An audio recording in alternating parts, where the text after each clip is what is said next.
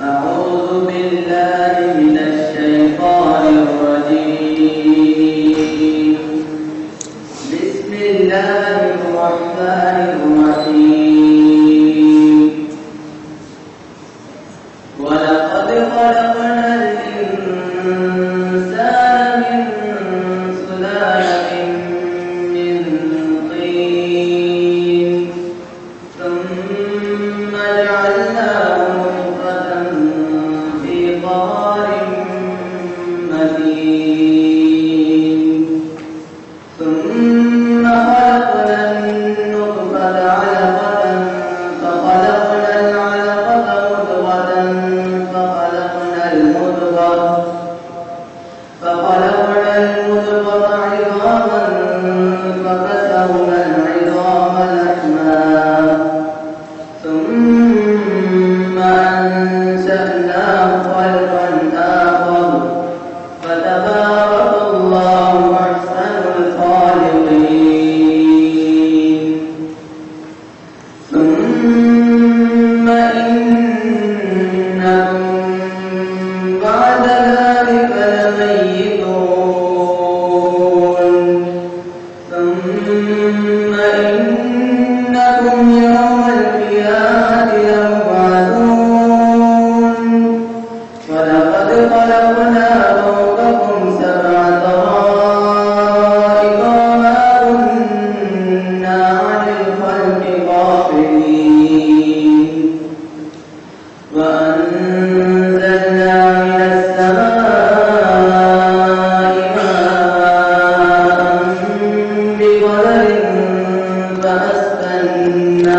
بقدر فأسكناه في الأرض وإنا على ذهاب به لقادرون. صدق الله العظيم.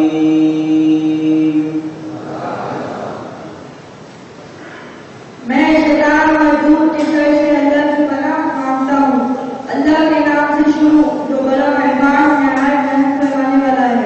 اور ہم نے انسان کو مٹی کے خلاصے سے پیدا کیا ہے، پھر اس کو ایک مضبوط اور محفوظ جگہ میں نطفہ بنا کر رکھا، پھر نطفے کا لوبھلا بنایا، پھر روکنے کی روٹی بنائی، پھر روٹی کی ہڈیاں بنائی، پھر ہڈیوں پر گوشت چلایا، پھر اس کو نئی صورت میں بنا دیا.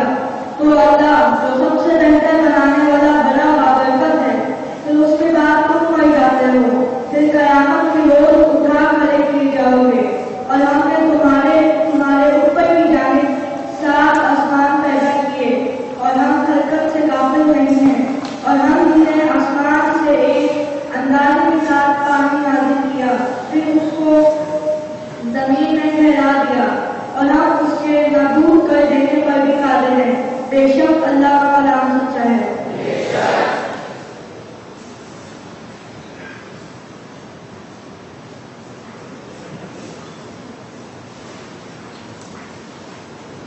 A leader is the one who knows the way, goes the way, and shows the way.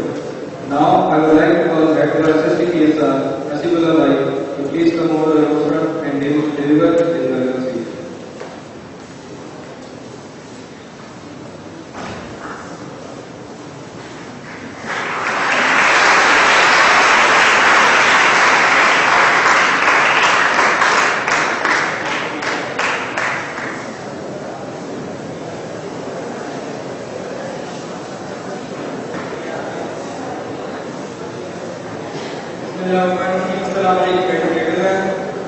And good morning, everybody.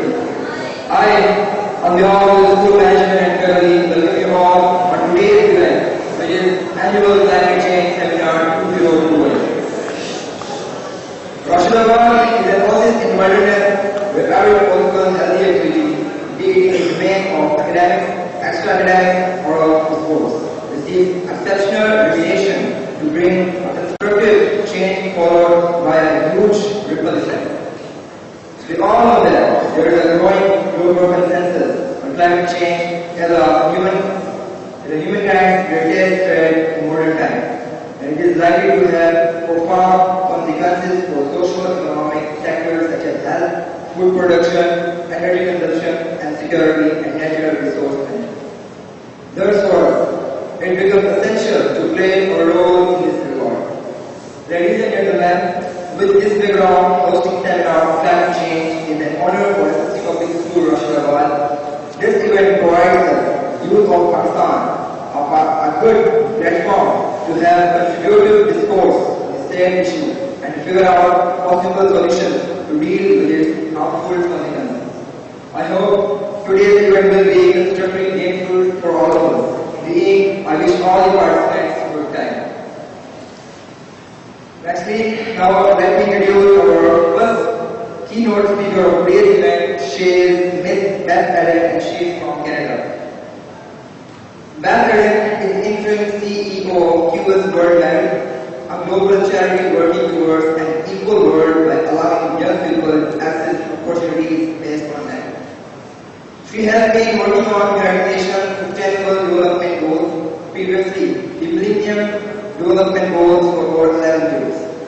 She was recognized as one of Canada's 30 under 30 sustainability leaders with corporate rank and one of the 25th under 25th environmentalists with Starfish Canada in 2020 for her work with climate action, the SDGs and community mobilization in Canada.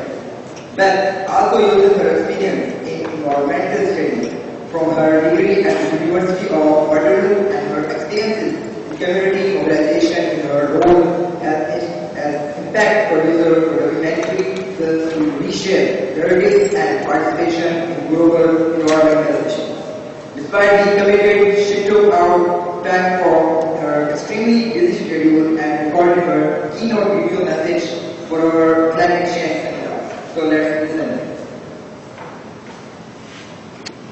Thank you for inviting me as a keynote speaker today for the Climate Change and Alternative Energy Seminar.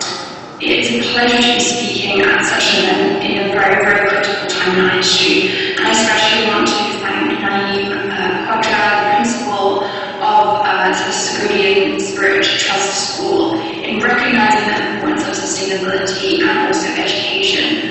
Education is absolutely fundamental in our progress of sustainability issues and to tackle the world's most pressing issues under the United Nations Sustainable Development Goals.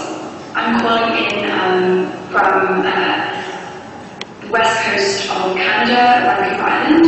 My name is Beth Eden, and I'm the interim CEO of QS World Merit. We aim to progress the SDGs through young people by providing equal opportunities for all. And the way that we do this is by not just rewarding young people based on their CVs or the education they get, but moving beyond that by rewarding young people based on the merit that they do and the merit that they have in their communities. A lot of young people are collaborative, have big ideas and lots of potential to progress the world's most pressing issues such as climate change, but they're often not rewarded for their efforts in their community. And here at QS School of Merit, we aim to reward really young people. We are a global charity working towards creating a more equal world. Alongside this work, I also work as one of the founders of Reflow Productions, and we highlight the critical issues of climate change in Indigenous communities, specifically on Vancouver Island. We're working on a documentary film related to the Sustainable Development Goal 13 under the United Nations agenda. And this Sustainable Development Goal has indicators underneath them, which are specific targets and areas that we need to focus our efforts on when progressing climate change issues and actions. For instance, I focus mostly my work on SDG 13.3 indicator, which focuses on the human capacity to act on climate change. And the importance of this for a school like yourselves is that education is at the heart of moving forward with these global issues. The human capacity to act on issues is based on how much we know and how much we can transfer knowledge to one another, to understand the critical issues and create solutions. And this is often through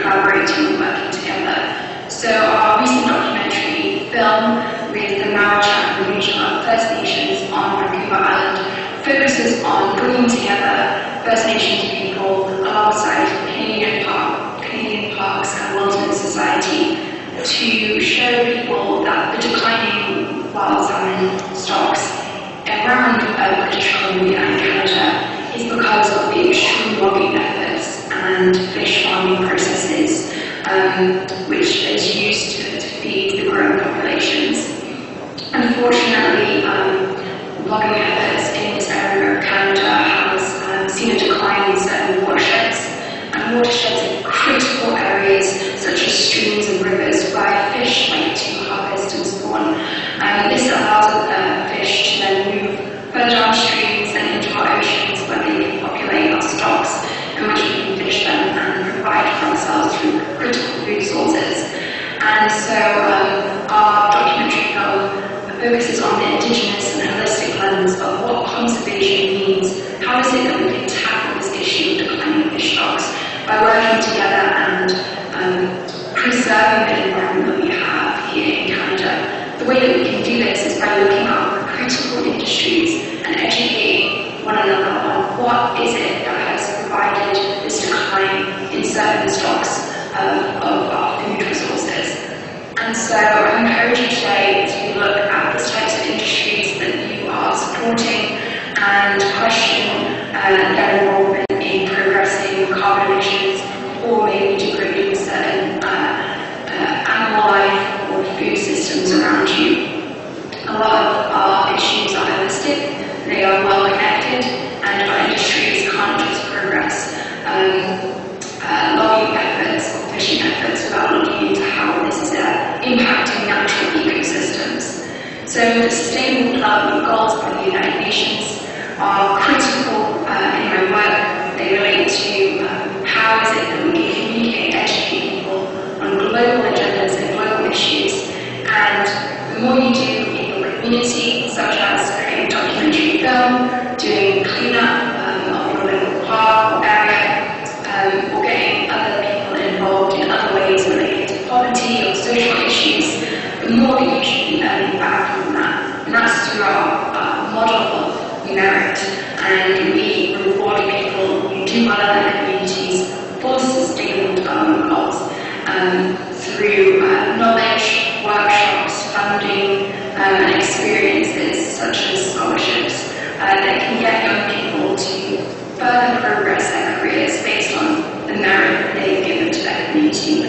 So I want to encourage everybody today to keep doing good in your community. Thank you for letting me speak, and I apologize that I'm unable to be there in the right time, but I hope you're able to further interact with QS World Merit and my future efforts in your documentary film to better increase climate literacy and sustainability initiatives at local community scales. Thank you so much for the work that you're doing. I hope you have a wonderful day and time interacting in the Climate Change and Energy seminar. And a special thanks to Southern Indian Spirit Trust School for all that you're doing for highlighting and progressing education for young people. Thank you very much.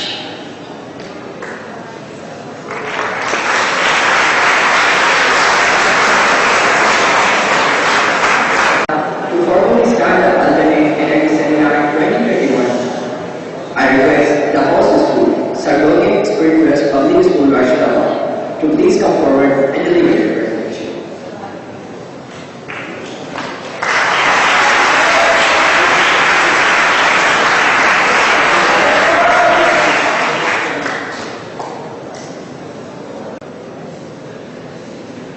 This is Asatullah from Sargogian Spirit Trust Public School, Rashidabad. With my co-presenter Varun, we are here to talk about evolution of energy resources in Pakistan.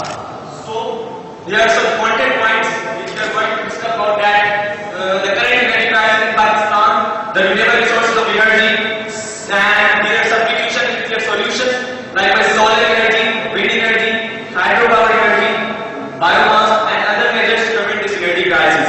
So first of all, we will glance on what are the current energy crisis in Pakistan. So we have seen that the energy crisis is rising and rising.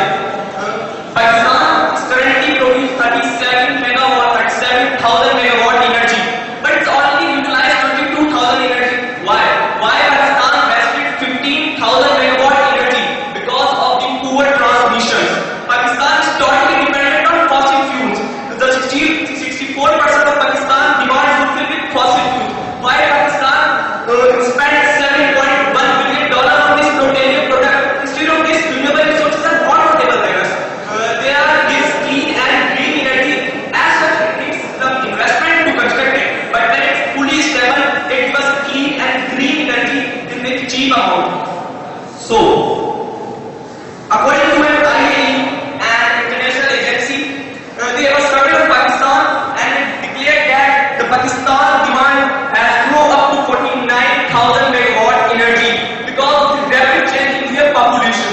And there are some substitute solutions for the energy crisis. First of all, the solar energy. Basically, solar energy it's a kind of heat which comes from the sun, and important area PV cells are used for it to convert heat energy to electrical current. So what have learned from that? How the Pakistan developed this solar energy sector.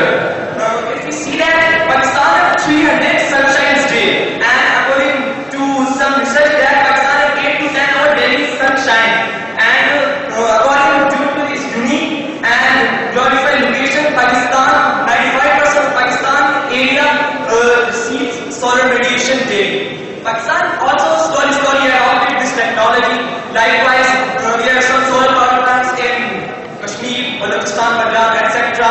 But if you see that the first solar power plant was generated in 2012, it was located in Islamabad, and they were made with a Japanese company named Jika. Then, if we talk about the current situation, so Pakistan is going to be generating the world's largest solar power plant, which is located in Cholistan desert, named UASP Solar Power Plant. And the Pakistan government declared that if we fully generated this power plant, so Pakistan is able to provide electricity to 3.2 million houses, which is a very huge amount. So, let's look at another state of development in Pakistan. The Punjab government started a program named Ujala, in which they give 30 PV panels distributed among the students of university to aware them to stop the dependency on national grid, and to enhance them that to use the alternate energies. That's the collaboration of, and different NGOs are also working with them, and they have aimed to give electricity to about 40,000 villages. And the second one about wind energy. So, basically, in wind energy, modern era is used for generating electricity, and in wind we use blades. The blades convert kinetic energy to mechanical energy, and then we use a such type of generator which is converted into electrical current. So, have a glance on that, how the Pakistan government developed this sector. First of all, the wind energy, use of wind energy starting from Iran and Afghanistan. They have used it for several built systems that in the 11th century. It can in European countries, and European countries also is used for water supply. Then Pakistan also adopted this technology to make the world started generating electricity from the wind energy. And Pakistan is going to make this first wind corridor in Chippi, which is covered with 700 wind turbines, 21 wind farms, and the Pakistani government declared that it is producing 1081 megawatt energy, which is a very huge amount. On the other hand, the Dharo power plant, which is covered with about 7 wind farms, and there are 5 projects that are still working there, and they have declared that they have produced 250 megawatt energy. And we see that in Pakistan there are 24 projects working on the wind energy, and they are generating about 1235 megawatt energy. And the Pakistani government also declared that they have an aim that till December 2021 they have generated more 650 megawatt energy. Pakistan government hired a department, and this department collaborated with the US government. The US government, different US agencies and companies have a survey on different areas. Say that Balochistan, after the survey, they declared that if we cover these areas with wind turbine, then Pakistan is able to produce 50,000 megawatt energy, which is very huge amount. Instead of producing this 1235 megawatt energy from wind turbine, if we cover these areas, so it's about 50% of the energy crisis will be removed from this. If we cover this area with wind turbine, then Pakistan is able to produce 50,000 megawatt energy. Thank you. The further presentation will continue in the co-presenter. Thank you.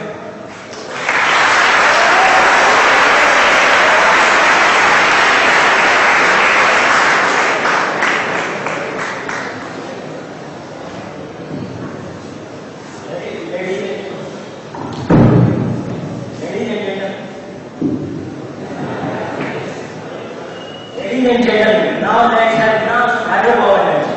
The meaning of hydro is water. It is a process by which energy is obtained from the flowing water or falling water in rivers or lakes. The hydropower plants are located in hilly areas where dams can be built easily and a large water reservoir can be made. For the hydropower plant, a water head is created by building a dam across a river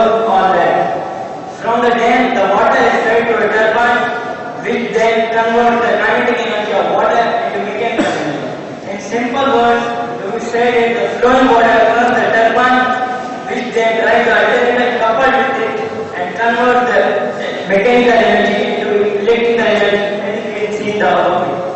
Now, there are great influence of hydropower energy in Pakistan. Studying the Indus Valley, Pakistan is endowed with many water resources.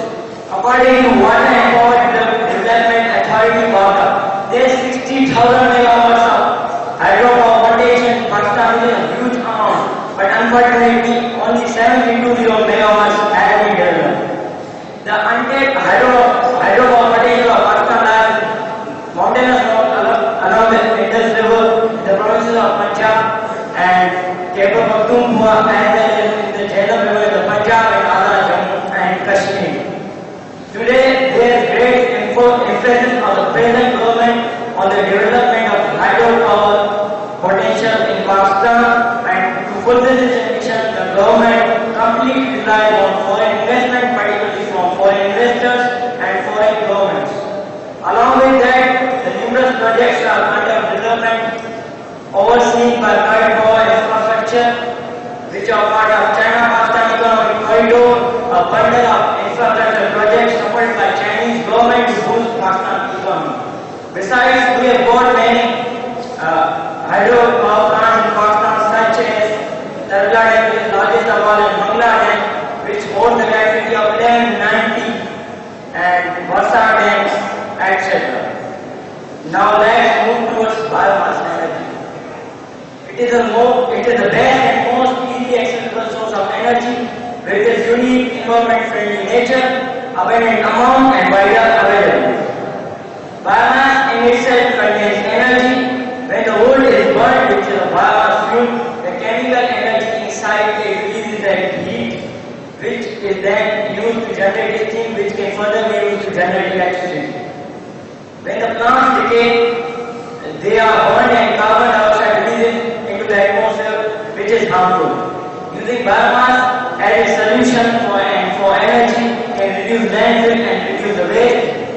With higher cost, people are moving towards biomass and less fossil fuels. And there is a great scope of biomass energy in Pakistan.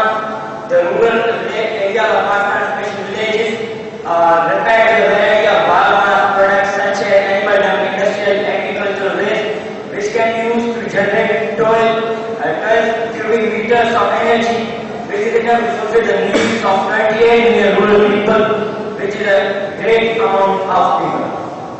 Along with that, there are about 565 biogas plants in Pakistan, which save 455 million Pakistan rupees annually in terms of oil, kerosene, wood, etc.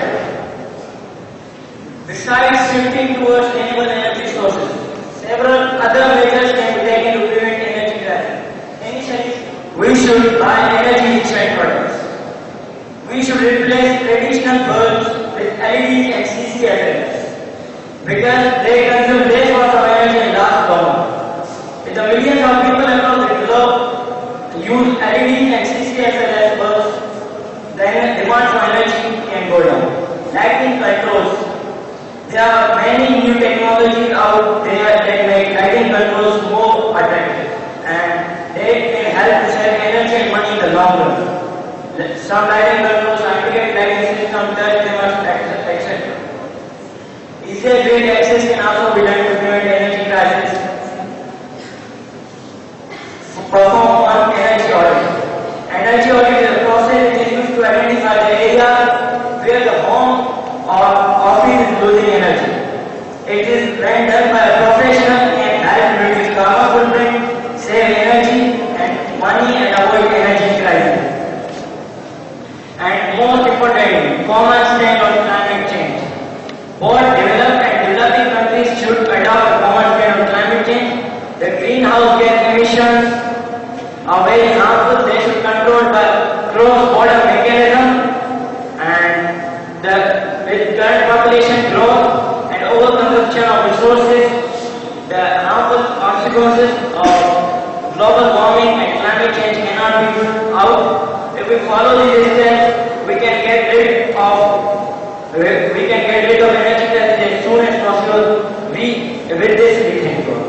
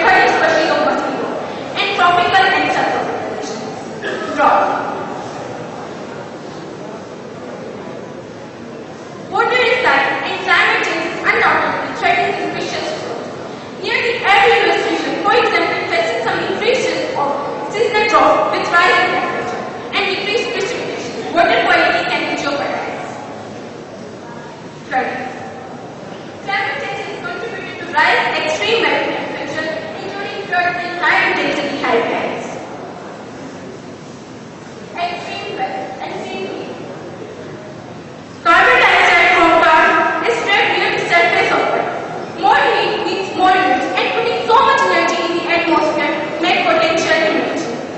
Now further speech will come. Now further speech presentation is continued by Mark. Thank you.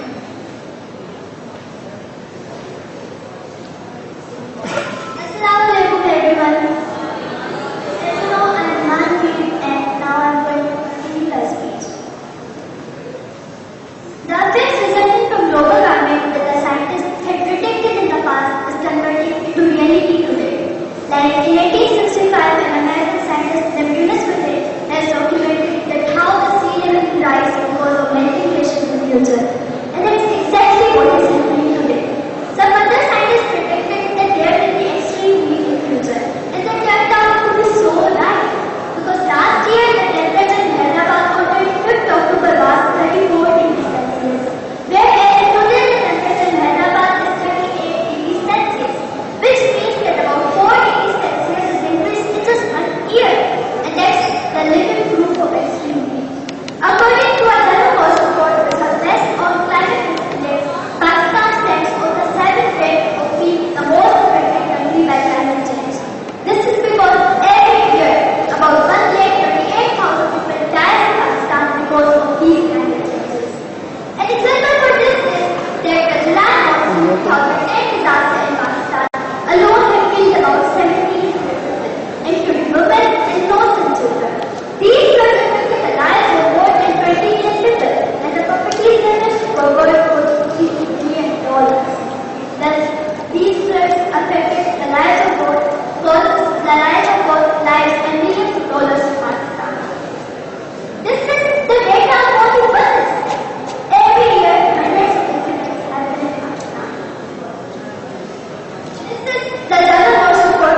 Here you can see Pakistan on the 7th rank of being the most affected country by climate changes. Whereas the civilized score of Pakistan is 30.50 and the death toll of Pakistan is 504.75. The losses per million is 3 lakhs at 2,370.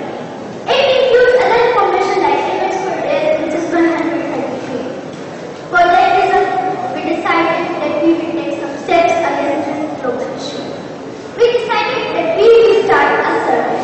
We went to different places of Hyderabad asking questions about global warming, but we found no level of public awareness. We were so surprised to see that only 12% respondents were well informed about this global issue, whereas about 50% respondents didn't feel much informed about it. And to our shock, about 38% respondents didn't have any clue about global warming. So we decided that we will start an awareness campaign. We decided to start an awareness campaign because we wanted to inform the people about how serious this is. We started the campaign through social media and we also used placards, logos and posters. These types of campaigns can be a useful way in creating awareness in people's minds. That how these campaigns can be so useful. And it will bring awareness that these climate changes holds no advantage for research. Thus, we also decided that we will plant trees in our school. We wanted to do this because we wanted to see the positive effects of trees with our own eyes. Another reason for planting trees in our school was that we wanted to spread awareness about the importance of planting trees and the importance of saving trees in students' minds. Thus, after some days of planting the trees, when we went to the garden, we observed that the air was much cleaner and much fresher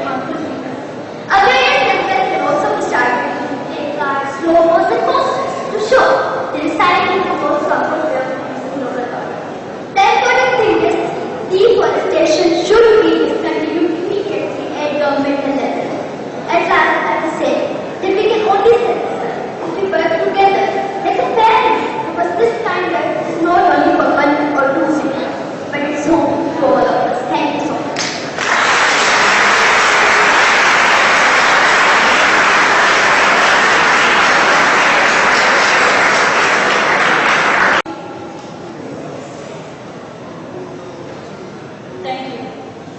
Starting with the benevolent name of Almighty Allah, whose mercies are limitless, whose boundaries are unbounded, and glorification can't be described in words. We, Bhaktavians, leaders of the forum. Here it's me, that is Mama Imam, along with my co-presentator, Today's the topic which we are about to bring is application of geothermal energy in air conditioning. Now, let's put a glance on the outlines of our presentation. Number first is the introduction along with the immediate structure of Earth. Moreover, working of geothermal energy with its utilities. After that, geothermal energy in air conditioning with its merits and demerits. Statistics of geothermal energy worldwide. Regions uses geothermal energy most in air conditioning. In last, we will conclude our presentation on the references. Alternate energy sources. Alternate itself refers to the substitute of something. Alternate energy is the replacement of conventional energy sources such as fossil fuels, which are usually considered as the energy sources that are toxic for the nature. To replace those toxic energy sources, we use the alternate energy sources for the electricity generation. The very first we have the solar energy. The most common heat source in our solar system is sun, and the energy obtained from sunlight is known as solar energy. In this, we have two-step conversion. The thermal energy is converted into electrical energy. Next, we have the wind energy. In this, we obtain the electricity by using the turbine. In this, we have three-step conversion. First of all, kinetic energy is converted into thermal energy, and then it is converted into electrical energy. Hydropower. The energy obtained from the water pressure. In this, we have two-step conversion. Mechanical energy is converted into electrical energy. Biomass. The energy that is obtained from the living organisms on a very large scale. In this, we have three-step conversion. Chemical energy is converted into heat energy, and after that, we obtain the electrical energy. Then we have the tidal energy. Hydropower that converts the energy obtained from tides. In this, we have sometimes two-step conversion and sometimes three-step conversion, which depends upon the pressure of water and how tides strike through the surface.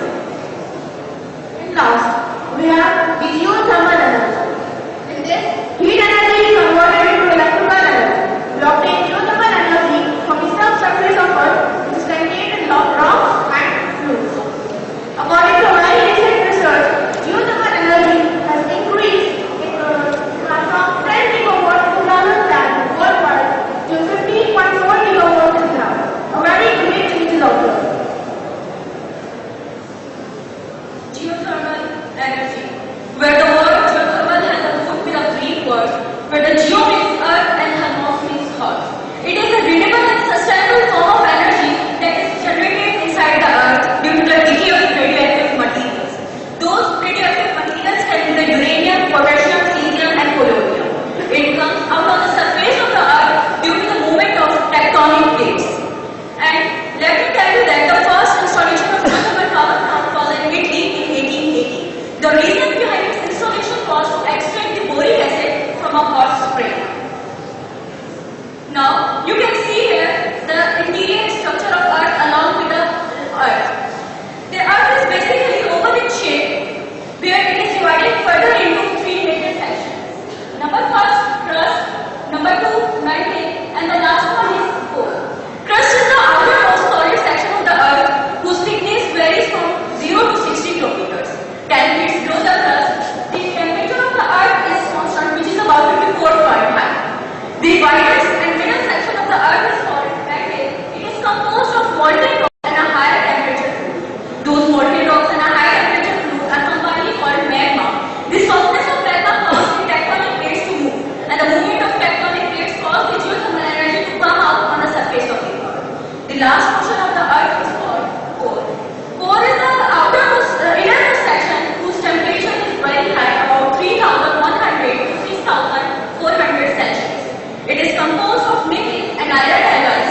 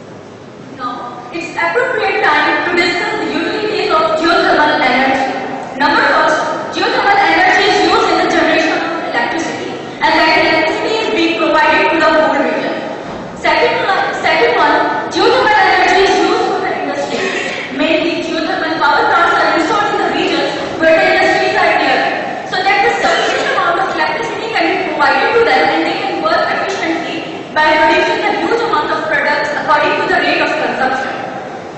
Also that geothermal energy is used in the forms along with the agriculture and food industries. As the topic says, the application of geothermal energy in air conditioning. Yes, geothermal energy is a two-in-one heating, ventilation, air conditioning system.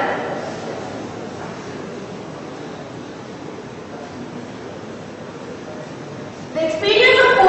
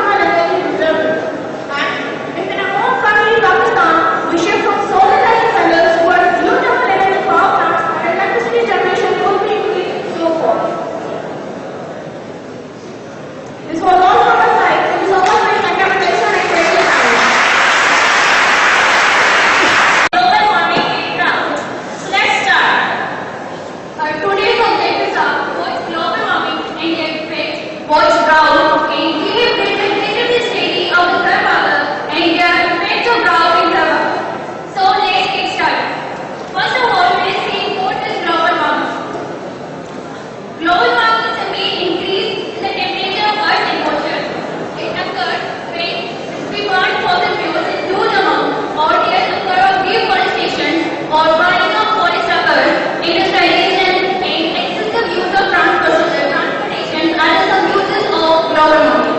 There are a lot of causes which are the reasons of global warming, but now we are discussing some of it. So, the first one is burning of fossil fuels. Burning of fossil fuels. When you burn fossil fuels, such as oil, waste, or carbon, etc., the release of carbon dioxide in the atmosphere is the main reason of global warming. The concentration of carbon dioxide is the main origin of the temperature rise. The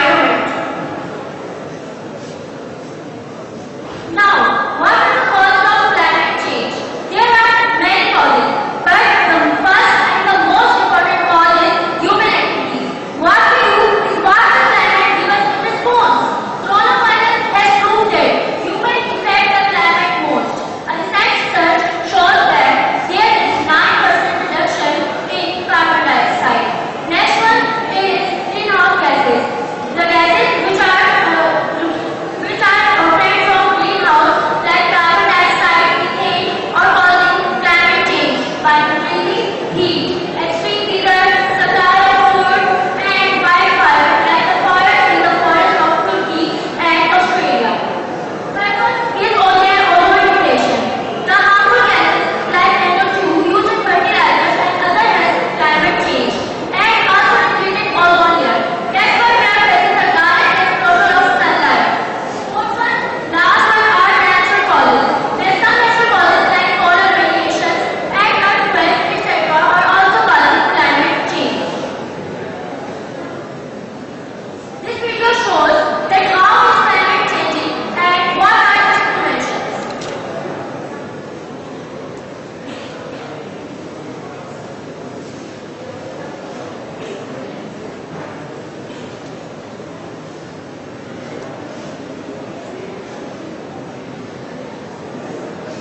Carbon dioxide is most harmful gas, which is harming water, environment, and all plants. So now we will discuss about the effects of climate change on the earth. First, the impact of plants is that transportation is reduced due to hot weather. Next, the marine life is impacted because the ocean absorbs most of the excess heat that affect aquatic animals and the aquatic plants. Next, the ecosystem is infected because the carbon dioxide is increasing that makes pollution, forests are ending, and the weather is getting worse. Next, the climate change impact on the material or the polymers.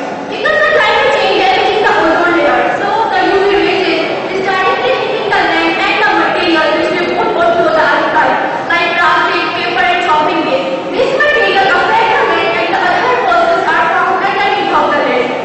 Next, the climate change impacts on the humans because human diseases are increasing, such as respiratory disease, cardiovascular disease, and premature deaths are increasing. Next, the animals are infected because the animals are dying or extinct due to less and unhealthy foods for them. Now we will discuss about the some temperature records. First of all, the highest temperature of the world from 1911 till now is 56.7 centigrade, which was recorded in California. Next, the highest temperature of Pakistan was slightly less, 53 centigrade, and the mean rise of temperature annually is 0.57 centigrade. Now, what is alternate energy? The word alternate means renewable or replacement or any other way of doing something. So, the alternate energy is the energy which we get from air, water, sun, etc. So, the alternate energy is useful energy. It doesn't harm environment, climate, and resources. Some major causes of alternate energy are solar energy, which we get from sun, and it is useful in production of electricity and also we can directly use it in industries. Second one is wind energy, which we get from wind or air. It also helps in the production of electricity. Third one is wave energy. Same goes for wave energy. Wave energy is formed from water waves. Fourth one is biofuels. We get biofuels from plants or animals. Last is geothermal energy. Geothermal energy is the heat energy which we get from the earth's surface. In the last, we just want to say that no one, but only we are the reason for the climate change. We are not only harming the climate, we are harming ourselves. So what we should do? We should move to healthier things and get protective choices, and we hope that we will recover our climate as soon as possible. So please, careful. These are the references there. Thank you.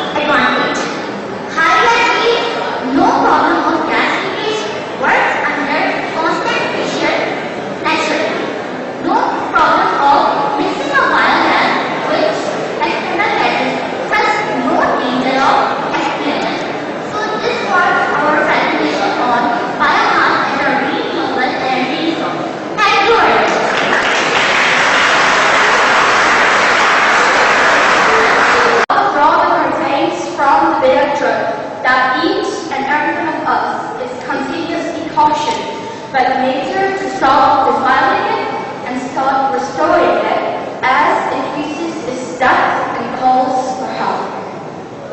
Have you ever thought that how the careless usage of a disposable mess speeds up the gradual decay of the fertility of soil and purity of the atmosphere? I would try to think how dangerously it adds up to the extensive loss of trees when we consume and throw away a single tissue paper. You can quite easily replace tissue paper with handkerchiefs, but I think we find it really amusing to damage the environment like this. Not wise enough, right? And these little contributions are going to extend the longevity of the natural world, which in return guarantees a long and healthy lifespan. Then, why should we be reluctant to take these further steps and inhibit the promotion of the relentless annihilation of the earth, which is popularly known as global warming? Global warming, a burning issue, yet neglected by many of us. I always wonder why people don't prefer using these reusable things. They are affordable and they can be used various times. And why do we say the horrible consumption of 10 million trees per year, which makes 35% of the total and 37 gallons of water by simply using a handkerchief, which is a perfect replacement of tissue paper? Let's see how global warming is adversely affecting not only the Mother Earth, but also its habitats. Ozone depletion, a highly hazardous demolition and equally fatal if we let it go on the same rate.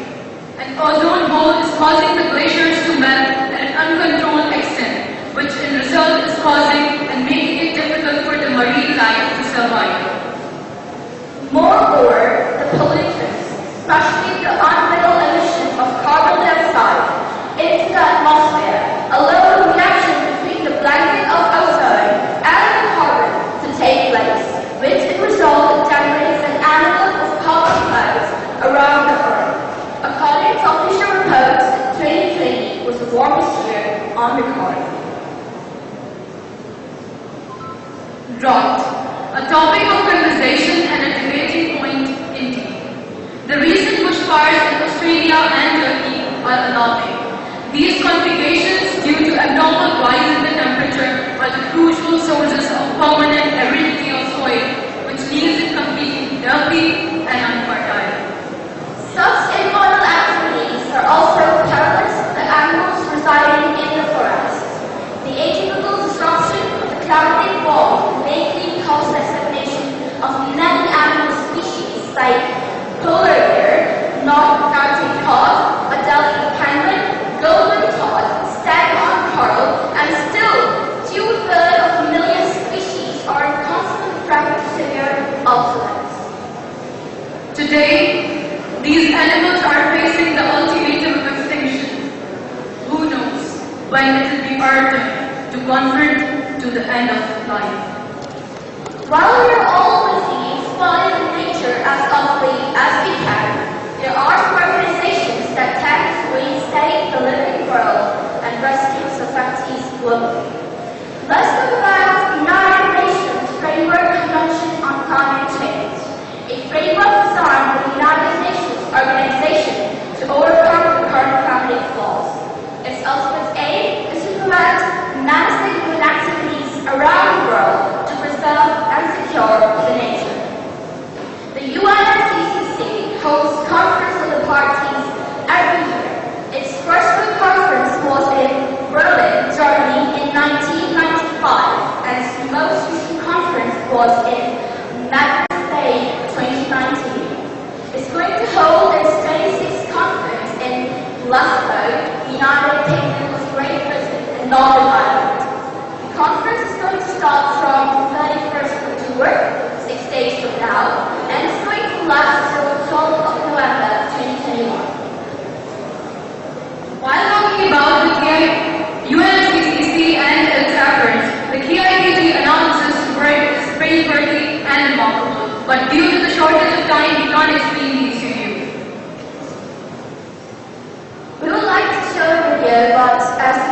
sort of cancer. We can do that as well.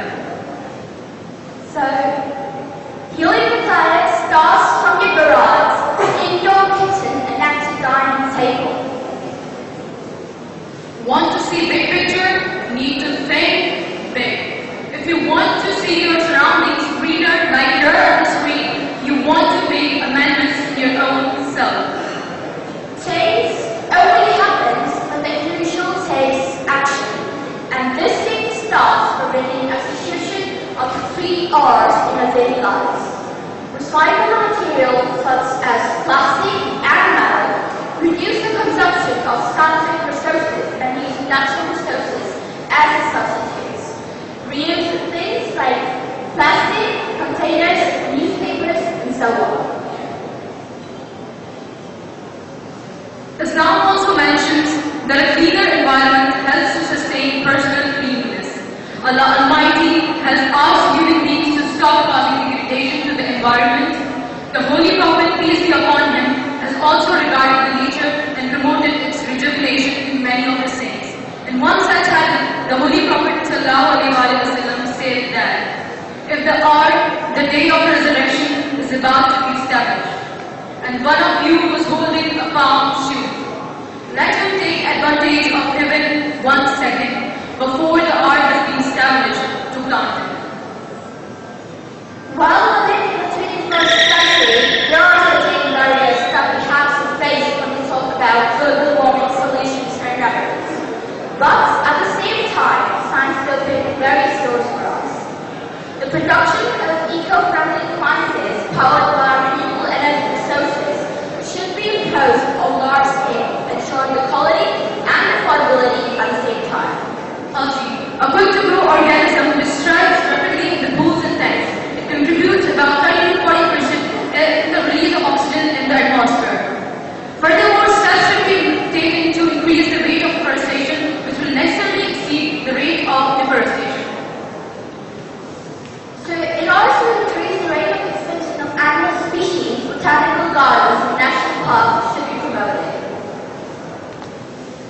Genetically modified food technology should be introduced around the globe so that we could reduce the consumption of cuts of fuel and greenhouse gases.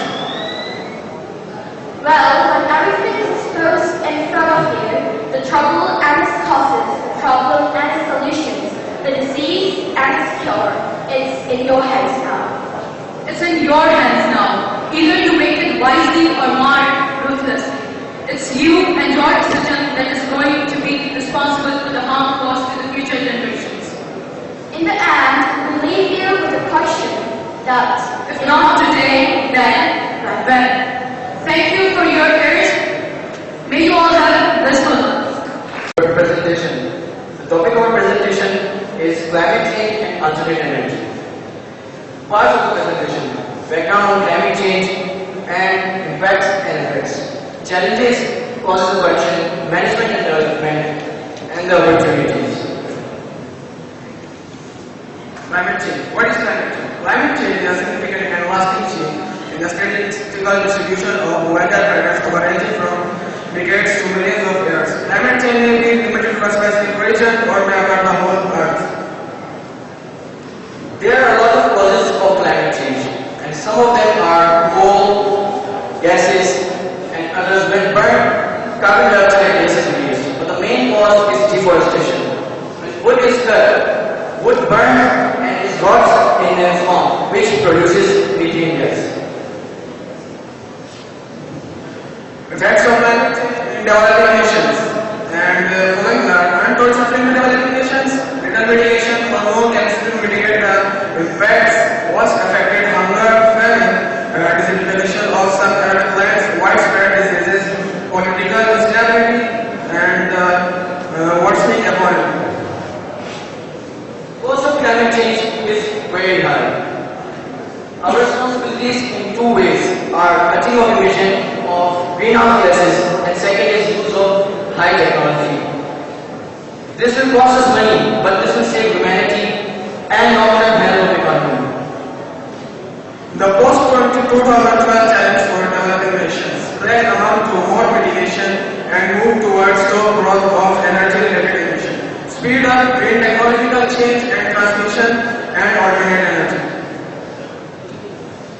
Why alternate energy? Because alternate energy is viable alternative. It has environmental concerns and it increases the range of technologies, and of course, alternate energy is cheaper. Project design and management for successful alternate energy project is one that links energy with social aspects, which meets needs and is reliable, sustainable, and is economically viable. The main issue in the management and development of alternate energy projects are the policy issue, the financial issue, the institutional issue, and the technological issue. The policy issue are fair and tariff rules, the regulation of framework, lack of regulatory work, and the technological issues are lack of working and the permitting process or lack of enough resources. Issues in the development of alternate energy projects. Institutional issues. Lack of capacity to develop, implement, operate green projects. Lack of sound renewable energy and need of flexible and self-sustainable support with mechanism for renewable and energy development. The financial issues.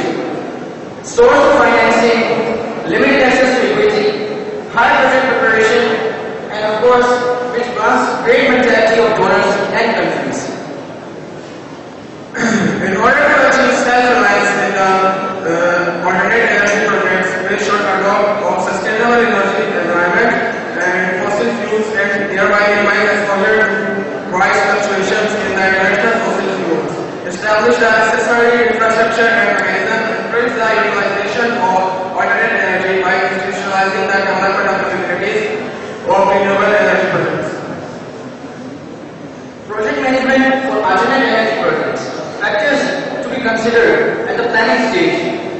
Research and development, economic viability, technology selection, permanency studies, project sizing, institutional policy and regulations, stakeholders and off-takers requirement, financing options and costs, and of course, timetable.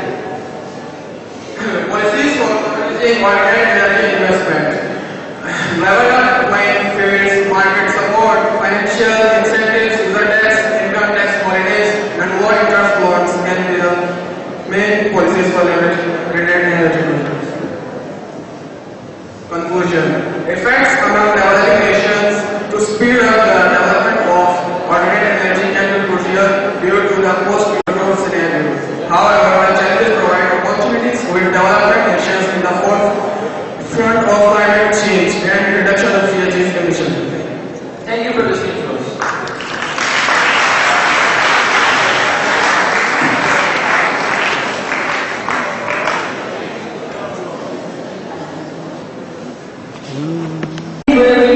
We are from the environment. Today our topic is climate change and alternative energy. So firstly, we are talking about content. Our first topic is climate change, and second is causes of climate change. Third is effects of climate change on Earth. Fourth is alternate energy, and fifth is sources of alternate energy. In the last topic is conclusion. Climate change includes both human-induced global warming, its large-scale impacts on weather patterns, and causes of emission of greenhouse gases and mostly carbon dioxide and methane. But even for energy used to create most of energy like rice, cement production, steel making production, and forest growth are also human resources. First, population. It is afraid that growing population is the main cause of climate change. But how the growth in population consumes most of the growth population of the natural resources, and these resources utilized by industry and cut off the jungles and forests. Second one, deforestation. Deforestation means that we are cutting forests and all of them plants and carbon dioxide and methane. Number third, transport. It is used fossil fuel for energy. It produces a large amount of greenhouse gases and pollution growth in our coast. It is a part of growing population, but mainly concentrated first. Number six, war conflict. It is a nuclear bomb nuclear bomb. So now I will tell you some information about climate change. First is rising temperature. More frequent and intense drought, storms, heat waves, rising sea level, flight inflation, and carbon pollution can directly harm animals, destroy the species they live, and wreak havoc on human livelihood. As climate change worsens themselves, weather events are becoming more frequent and intense. So first topic is rising temperature. According to the NOAA research, Earth temperature is 0.14 Fahrenheit per decade. Since 1880, this is the reason of fusion of glacier and melting temperature. And second is rising sea level. Rising sea level has direct impact on Earth weather, coastal life, and storm. Warm ocean can trigger the hurricanes, which cause flooding, pressure, and human life. Our second topic is heat wave. It can lead water shortages and increase stress for plants, particularly in arid area. This is the effect of reducing plant growth, the basis of energy production, and the food chain with an overall drying out of the landscape. So the fourth topic is hurricane. A typical hurricane can dam 6 inches to a foot of rain across a region. This is the effect of reducing plant growth. Hurricanes can also produce tornadoes, which is more harmful for us. Alternative energy. To overcome all of these dangerous phenomena, we can must use alternative energy to control the climate change. Sources of alternative energy. First, we are talking about wind energy. It is most prolific and common source of alternative energy, and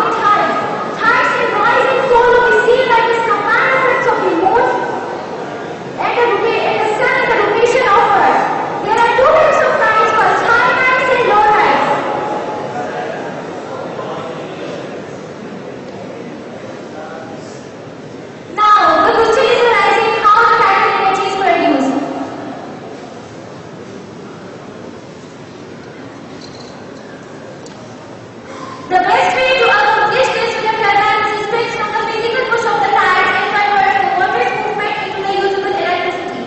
So, basically there are three different types of tidal turbine system. First, tidal barrage. Second, the tidal turbine. And third, the tidal fence.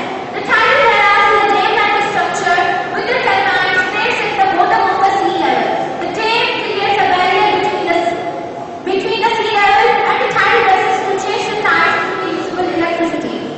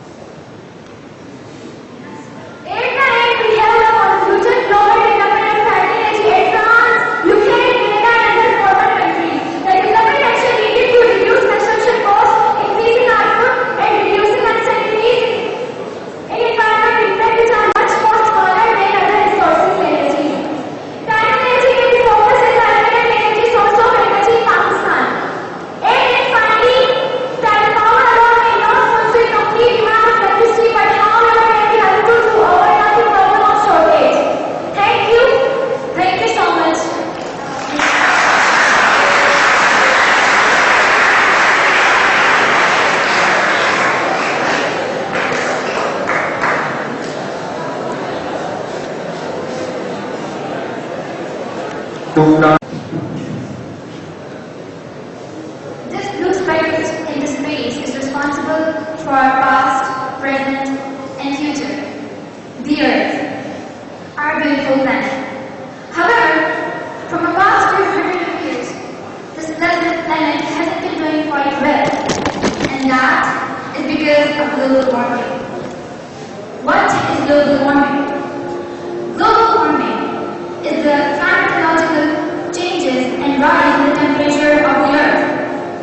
Since 1880, the average temperature of the Earth has risen a little more than 1 degree Celsius. However, this 1 degree Celsius has changed the entire climatic cycle, and now the climate is fluctuating. There are two aspects responsible for the global warming. Number one, the greenhouse effect, and number second, the ozone depletion. The greenhouse effect. Let us talk about this later and put some light on the ozone depletion first. So ozone is an ultra-molecular layer in the stratosphere of the atmosphere. But this good ozone helps us to prevent the UV rays coming straight from the sun. However, this good ozone in the stratosphere becomes the bad ozone when in troposphere, which is the pollutant. But unfortunately, this good ozone is depleting day by day. And due to that, our beautiful Earth is becoming more vulnerable to the UV rays coming straight from the sun, especially the UV rays. The greenhouse effect. The infrared radiation that are a result of the absorbed heat by the surface of the Earth are being trapped by the greenhouse gases in our atmosphere, and this is causing a heating up of our planet. A little heating is fine. However, increased greenhouse effect can be catastrophic, and this is due to the increasing amount of the greenhouse gases in our atmosphere. Greenhouse gases such as carbon dioxide, which account for 56.4% of the total greenhouse gases, or methane, that is the global warming potential of 21, or nitrous oxide that stays in the atmosphere for almost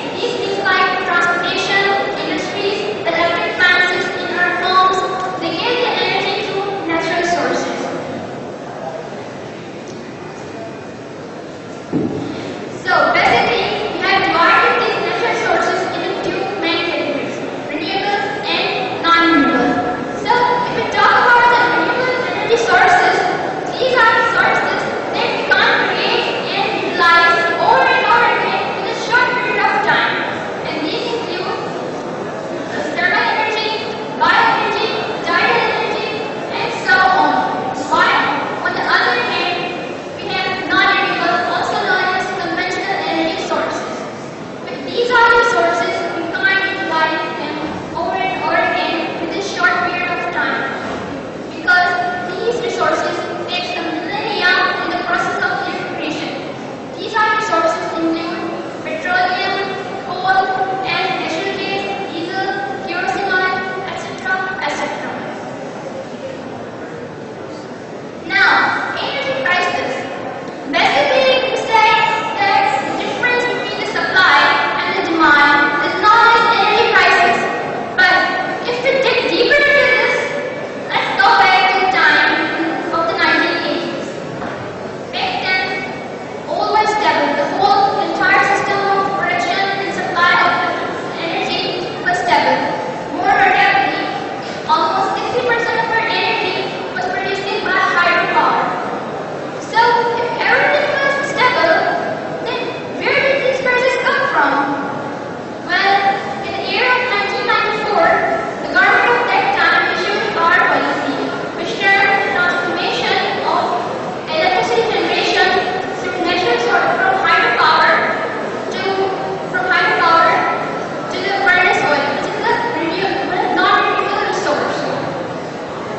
And this little transformation caused these whole lot of energy crisis which our country is facing today in the shape of climate change, inflation, power outages, and many, many more.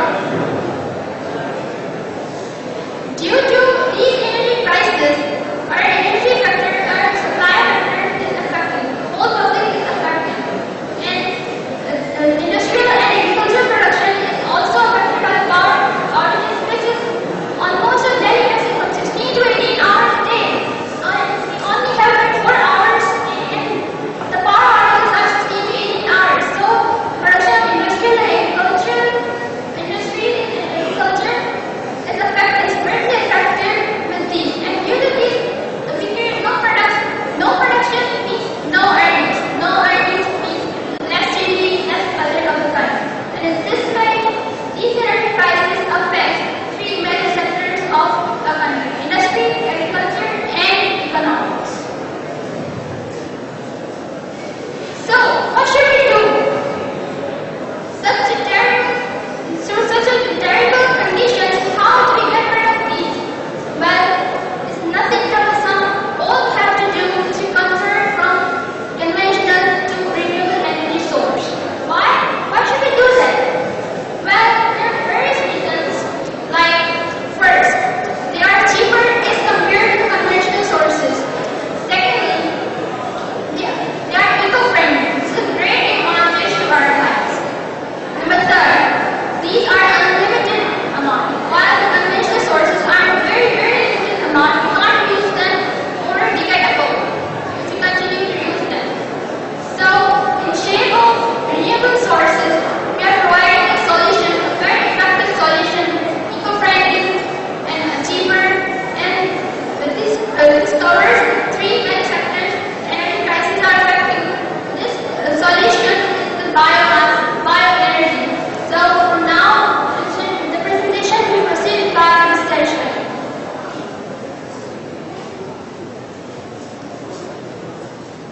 So now I will talk about bioenergy.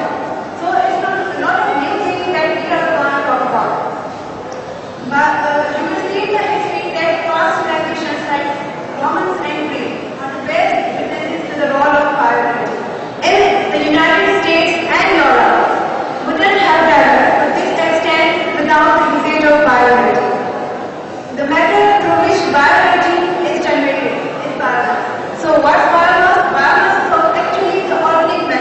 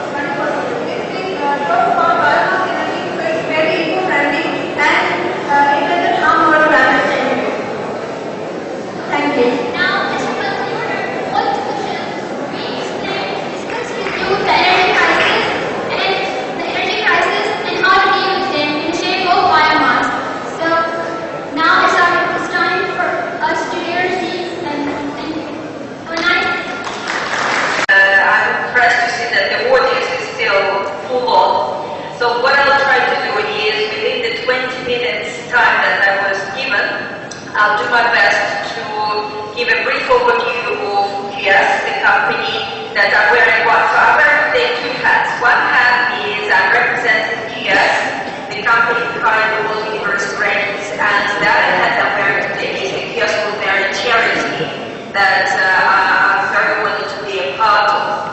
Now, let me just share my screen. Could you please make me the admin so that I can share my screen and run the presentation?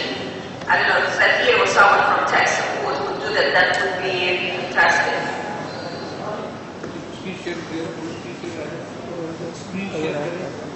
Sorry, I can't hear you. I can see it. I just invited the IT share the screen with you. I just told them they'll be done you. Oh, thank you so much. So, not to waste everybody's time, on behalf of Keynote, okay, yes, something's happening, but I can't share the screen yet. Right, so as a part of Keynote company, I've been working with this organization for more than 16 years now, and I know for many young people, this will be a very long, like a lifetime career, because older generation would normally work within one organization just a couple of years and then move on, which is great. Now, on behalf of Keynote, and very briefly who we are and why we support Keynote Voluntary Charity, it's worth mentioning that, and I still can't share my screen. Sorry, can the admin make me a host? Because in this case I will be able to share my screen, because at the moment they're sharing their screen, which is very exciting, nice and neat, but not what we need.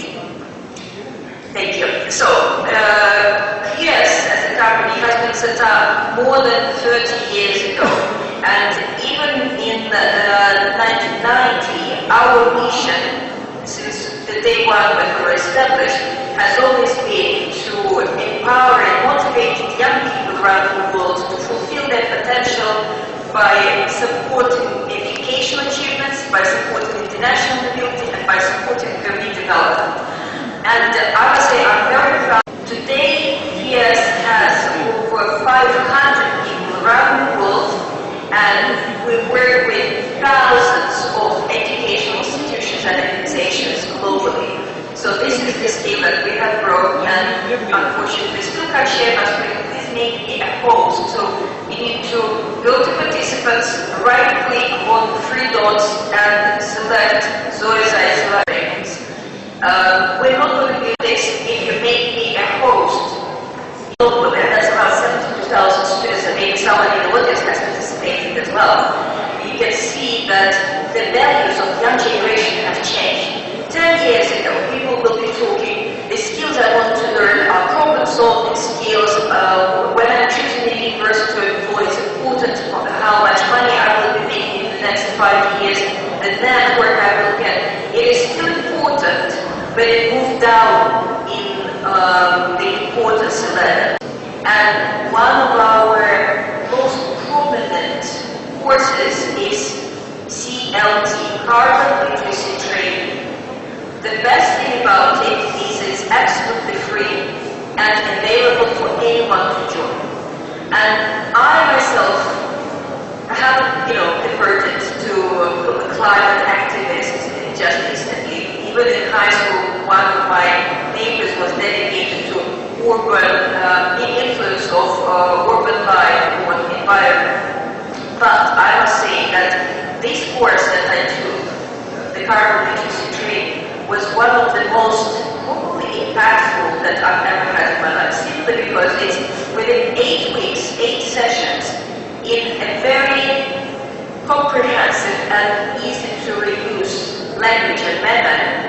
It taught me about climate change in general, mitigation, so how to educate others, how to persuade them of the importance of the matter, how to convert, let's say, skeptics into, not in believers, but at least people who understand the value of carbon emission and climate change and sustainable development goals.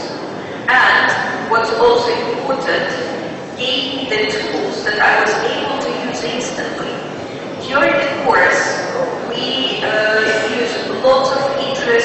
platforms, lots of interesting tools that otherwise you might not be able to reach because, for example, there is an agreement with MIT that they gave us their toolkit on climate interactive simulation for free. There is an agreement with Yale University using their tools. There is an agreement with WWF to use one of their calculators. Once again, this is a very intense, I would like to, and I sometimes fail to complete the homework in time because that was lost. But after these 8 weeks, you feel not just educated about carbon literacy and climate change and sustainable development goals, but you feel also empowered to go and make an impact. And I think this is unfortunately what many of higher education institutions around the world lack at the moment. Yes, there is carbon literacy, yes, there is climate change education available, but in many cases it is quite theoretical. It doesn't really teach you how to make impact in your day-to-day life, how to make impact in your community. And I think that today it is one of the most important elements of education. Practical tools and skills that you can go and use straight away. So I would strongly encourage the audience to help this exercise of self-reflection. Think about what's important for you personally, not as a part of your organization, not as a part of your country, but what's important for you, for your personal values. Learn the tools, the skills, the materials that will help you to be more knowledgeable in your values, and then act. And the last step, act, is probably the most important. But you also have to think what's important, not just today, but tomorrow. And very often we are being asked about world university rankings and their importance on the impact of young minds. Yes, there are plenty of rankings around the world, and three most prominent rankings are Shanghai Shanghai academic ranking of world universities, the oldest ranking that it met in 2003, and US World University ranking that it did in 2004, and the youngest ranking times higher education. But none of them is perfect. None of them will give you, an overview of a university as the 360 degrees scan. Know what's important for you. And in my personal opinion, and also in my personal experience, for both young people and employers worldwide, I know we only have just a couple of minutes left. What I wanted to share as well is when we analyze what's important for the world these days, thesis and very brave experts of the research papers by paper volume in the last 12 months. So you can see that, yes, astrophysics and everything around mathematics is still on top. Machine learning, AI, the hottest topic of research these days, and also the hottest area of development in terms of EdTech and education overall. But climate models, something that has been almost like invisible 10 years ago, is now within the top 3 most popular research trends globally. And if you look at these all 4 topics, you'll see that each one of them contributes to more than one sustainable development goals. So to all the young people out there who are still contemplating whether, dedicating my life to research, whether dedicating my life to climate change studies is worth it, here is your answer. Yes, millions of researchers and employees around the world dedicate their resources to resolve it, or at least try to resolve these issues. But also, it is important to share values of organization, to make sure that you don't compromise what you believe in for the sake of a great work or great career opportunities. There was another interesting report we conducted recently that was looking into the values of young graduates and their career aspirations. And we discovered that around 15% of local students are now ready to accept 20% difference in compensation. So they shared benefit with the organization than the salary. And they were ready to accept a job offer which would be 20% less salary from another job offer. But if it is a shared values company, if they believe that being a part of this organization helps them fulfill what they believe in and helps them maybe change their communities. On another note, I know that earlier today you heard from my colleague Beth, who is the interim CEO of Yes Volunteer Charity, and she has mentioned volunteer opportunities. I would like to echo this. As someone who's been working with employers and young professionals around the world for many years, I can tell you that international employers don't just look at your education and career path. They also look beyond that. They look at volunteering opportunities. They look at extracurricular activities because this shows that if the person, if the candidate they are assessing is actually, has high potential and has a little bit more energy to work one step further and do what he or she believes in rather than what the instructions say. So when you think about your career, it doesn't matter whether you're thinking about the next step in education, the next step in your employment. It is crucial that you see things in perspective. What's important today, but what's going to be important in 5-10 years? What is the reputation of the company? What is the reputation of the university?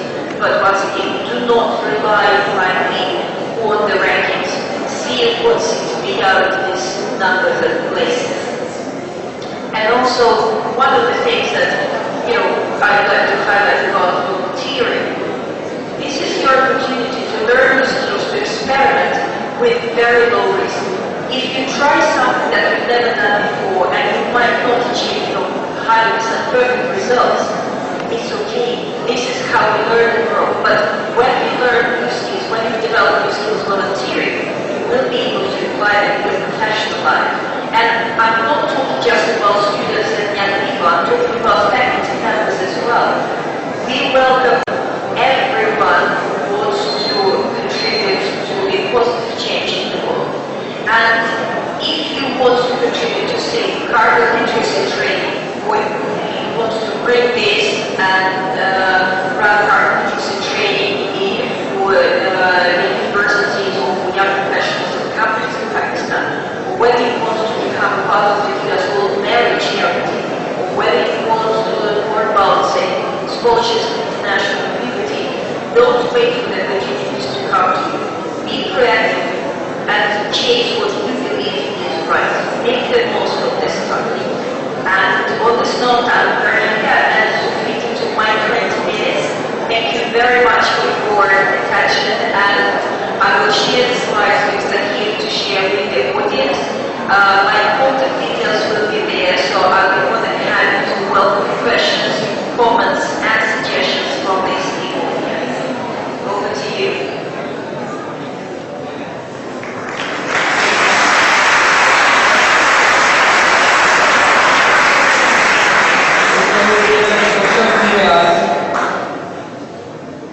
If anybody has a question, you may ask. From her.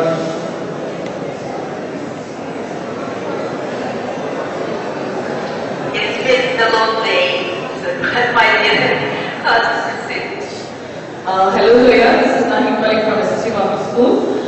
You just shared about the SDC pyramid, in which you mentioned of the spiritual level, the ecological level, and then the people level. I just want to know what percentage of the two goals which you categorize as spiritual is achieved in the world. Do you have any data regarding to this spiritual achievement of the first two goals? You mentioned two goals as spiritual. Thank you very much. Number 16 and number 17, yes. So these are the goals that talk about peace and equalities and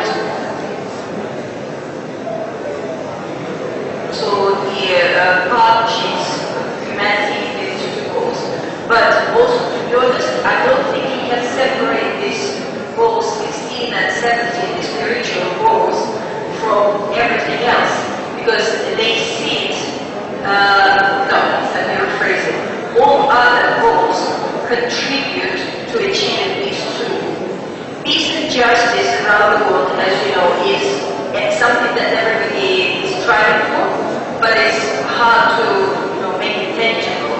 And partnerships for the cause is probably a little bit easier to quantify, because you can say number of partnerships, international partnerships set up, number of international projects, but these are the goals that will be always there. And even beyond 2030, when sustainable development goals will kind of be reset, I think these two goals, what we define as spiritual goals, I think they will remain for the humanity forever. It's not possible to get rid of them completely.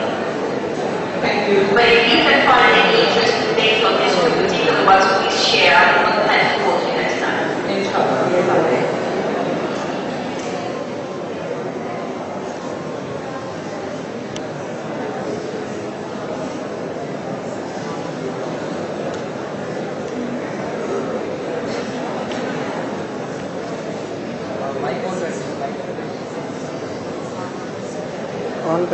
Can you tell me the full form of QS? Can you tell me the full form of QS? Can I tell you, excuse me, can you repeat that? Can you tell me the full form of QS? QS. I'm not sure. Can I tell you what exactly? The future. The future. What is the full form of QS? QS. What does it stand for? Sure. It's Quacquarelli Siemens. It's the names of our founders, Nunzio Quacquarelli and Matt Siemens. So Nunzio was the founder of KIAS when he was studying in the US in America in the late 80s, and that's when he set up the company. Back then it was called For Careers, and then his partner Matt Siemens came on board, and that's why we called KIAS. Did I understand the question correctly? Sorry.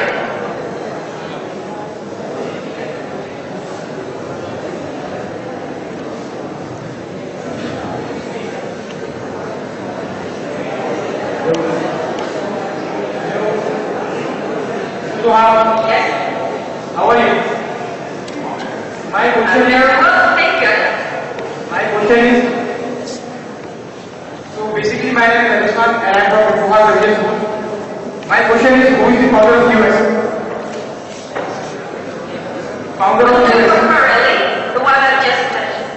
The founder of KIAS is Nunzio Quacquarelli, so he's the view from KIAS, and he founded the company late 80s when he was studying at Fordham University. And if you go to the website kias.com, which is the home of our company, and if they about us, you will be able to find all the information, and what's also important, you will find all the details there about the scholarships and the events and programs. So I would welcome everyone to explore more like this. Final yes is Nunzio Quacquarelli, the Italian guy from Manchester.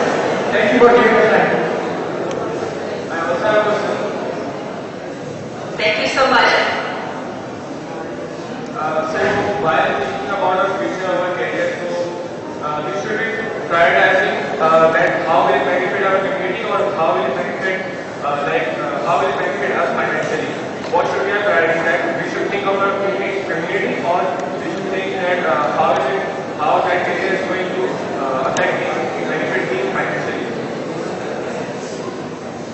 But can you really separate the two?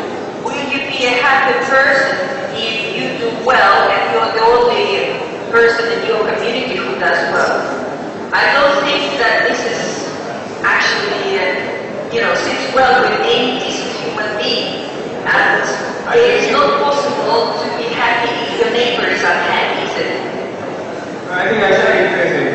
I was asking that, I am thinking about my future. So there are some fields that charity work and all of that does not benefit me financially a lot,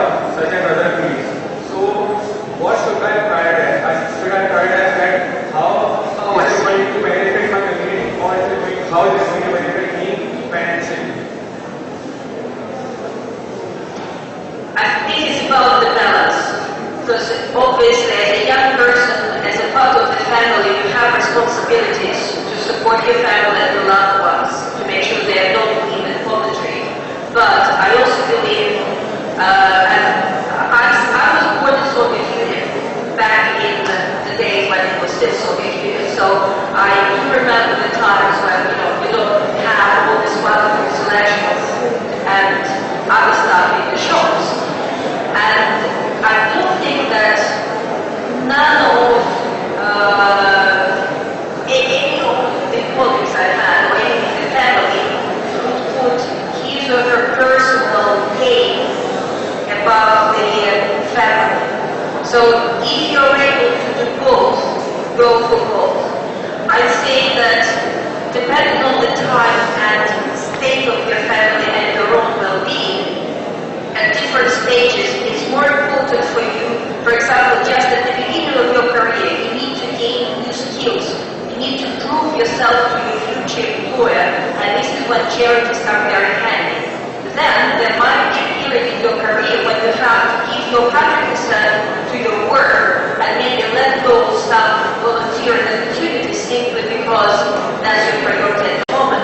And then another stage will be when you have already achieved your professional success and you are in a position to give back to the community, and you become mentor, you become someone who educates young people, young children, and helps them achieve the same success that we have achieved.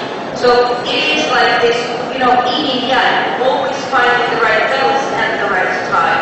And I apologize, I don't have a universal recipe how it will work in your individual case, but I think the person has to think a little bit beyond today to know what you will need tomorrow and the day after tomorrow, and make the choice based on that.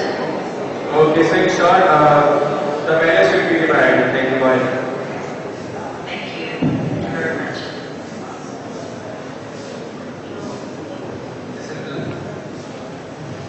This is Lal from Psychology Street Dress. My question is that how can an individual or a student put a step forward to achieve the sustainable development goals?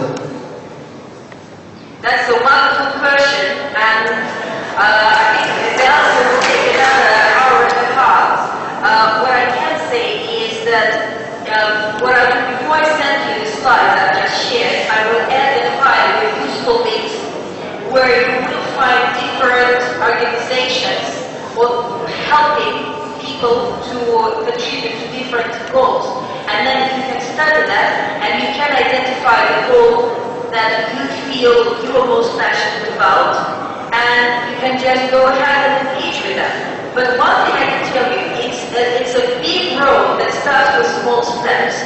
Like, for example, it might sound a bit silly and insignificant, but even changing from Google search engine to Ecosia search engine is already making a difference. Because instead of contributing to one huge financial giant, you will be helping another organization to plant more trees. And Ecosia is a search engine which dedicates its whole business to deforestation, restoring the green plants of the planet. So this is just a little example. And if you hear about climate as one of the goals, I would also be very happy to welcome you at the carbon literacy training, because that's where we talk a lot about day-to-day parts of our life, tools that help us achieve the climate change or minimize the effects of the human activities.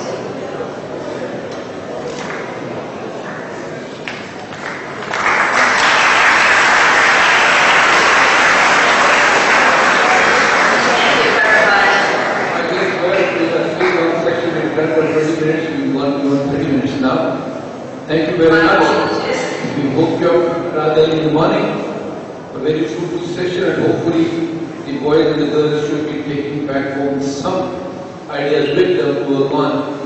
And of course, we'll meet next time and we'll stay in touch with you. Keep bothering you every once in a while and see how best to incorporate, find something better for schools. It will be my pleasure to come. Thanks a lot. Thank you so much and have a lovely day. Thank you.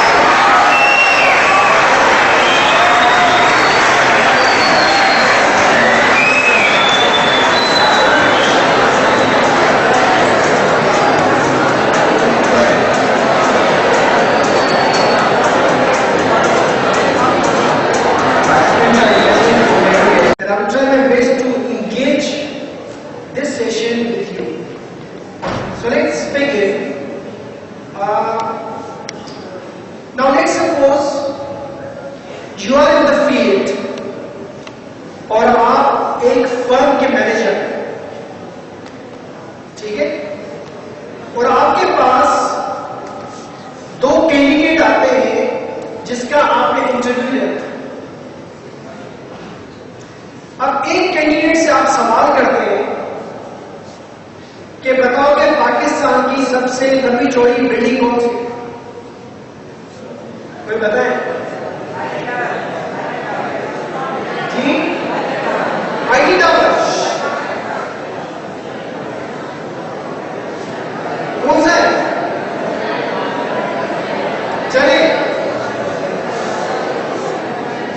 ہم ابھی مان کے چلتے NCP tower ہے کراچی کا، باقی دوسرا بھی کنسٹرکشن ہے، ابھی مان کے چلتے ہیں.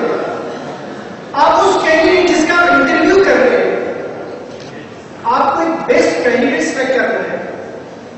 آپ اسے ایک سوال کرتے ہیں کہ بتاؤ کہ اس کی ہائٹ کتنی ہے، اور وہ فٹ سے جواب دے دیتا ہے کہ بھائی 200 میٹر. جیسے ابھی ہم کوئز دیکھ رہے تھے نا، اور اس میں ٹائم کا گیم بھی تھا کہ کون جلد کرتا ہے. اب سوال کی ڈپتھ میں نہیں جا رہے کہ یہ CO2 پوچھا کیوں گیا، یہ نائٹروجن کیوں تھا، یہ دیٹس این انڈر اسٹوری. جواب پہلے ہی ہے، ابھی فوکس اس پہ ہے. اور بعض ایسے بھی آپ کے اسٹوڈنٹ ہوں گے جو خوف کے مارے جواب تو پتہ ہے لیکن وہ جو نا ہاتھ کانپ رہے، پریشر ہوتا ہے کہ کس کو دبانا ہے لیکن اس سے پہلے کوئی کسی اور نے دبانا ہے. This is what the system is. اب آپ کو بیسٹ کینڈیڈیٹ آپ کو سلیکٹ کرنا ہے. اس نے باقی میں جواب بھی دے دیا فوراً سے بھی 200 میٹر کی ہائٹ ہے. ایز این انٹرویو آپ بولیں گے ماشاء اللہ بھائی بڑا زبردست آپ نے جواب دیا اور فوراً جواب دے دیا. اب دوسرا کینڈیڈیٹ آ رہا ہے، اس سے بھی آپ یہی سوال کرتے ہیں. وہ کہہ رہا ہے سر مجھے ابھی تو نہیں پتا، یا مجھے ابھی نہیں پتا، لیکن مجھے 5 منٹ دے دے میں آپ کو بتاتا ہوں. یا وہ ٹائم مانگتا ہے کہ 5 منٹ مجھے باہر مجھے جانے دیں. ہم ازیوم کرتے ہیں کہ وہ بلڈنگ کی باہر ہی ہے. اب وہ پھیکا لے کے ناپے گا تو نہیں، لیکن وہ 5 منٹ کے بعد دوبارہ اجازت دیتا ہے، آپ سے کہتا ہے سر میں آ جاؤں یا میڈم میں آ جاؤں، آ جائے.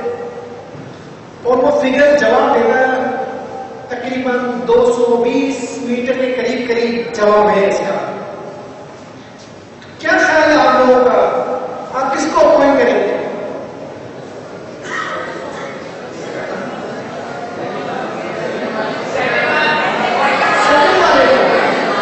کیوں وہ آپ کی کیوز اتنے محنت آپ نے کی، وہ پہلے والے نے جواب دے دیا.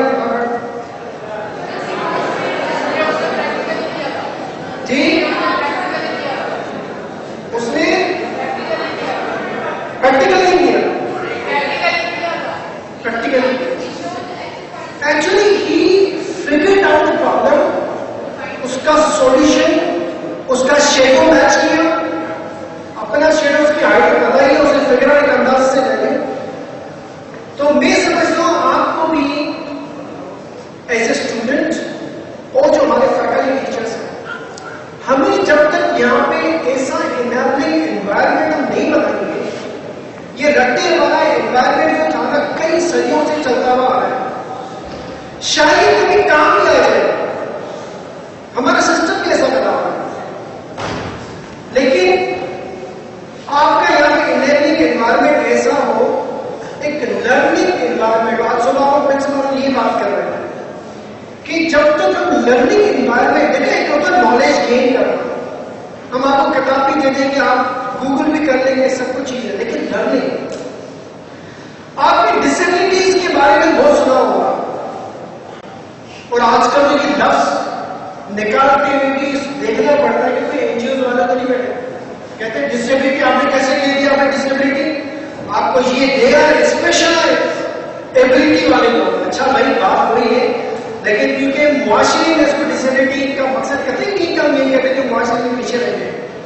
ڈسیبلٹی ایک آنکھوں سے ہوتی ہے جسے دکھائی نہیں دیتا.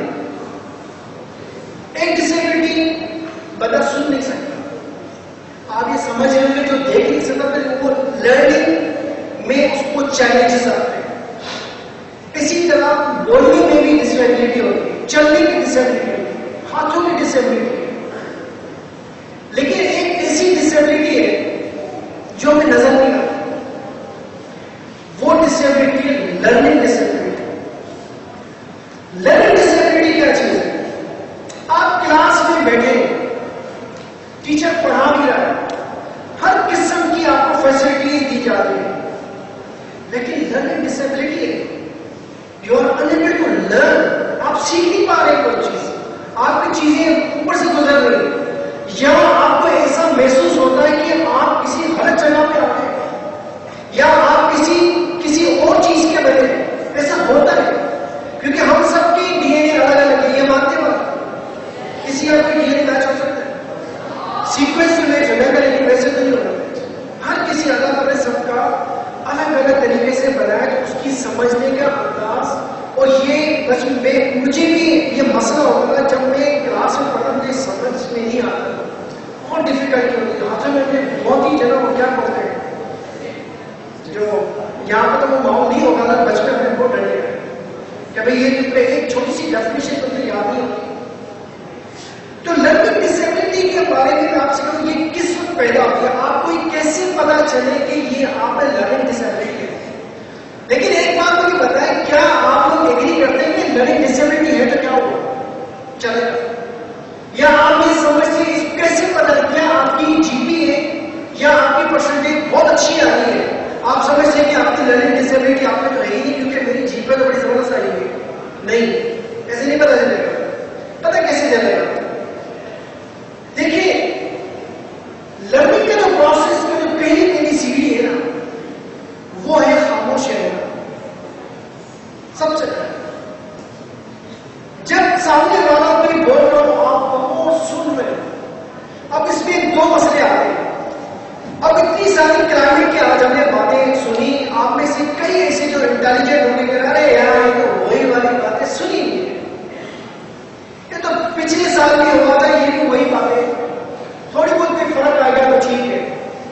لیکن دیکھیں, اس ماحول میں بھی خاموشی سے سننا یہ بہت بڑی بات ہے. This is what the learning ability آپ نے ڈسیبلٹی نہیں ہے. لیکن غرور تکبر کب آتا ہے, آپ کہتے ہیں کہ مجھے تو پتا ہے, یہاں سے لرننگ ڈسیبلٹی اسٹارٹ ہو گیا. کیا یہ تو میں نے پڑھا ہوا ہے, اس کی تو میں نے جو ہے نا, اس میں میری جی پی بھی بہت زبردست ہے, اس کے اندر پرسنٹیج بہت اچھی ہے, یا فار ایگزامپل میں نے اس کا کوئز میں میرے سب سے ہائیسٹ مارک, میں نے اس کی ڈیبیٹ کی تھی بہت سب سے ہائیسٹ ہے. یہاں سے آپ کی لرننگ ڈسیبلٹی آپ کی اسٹارٹ ہے.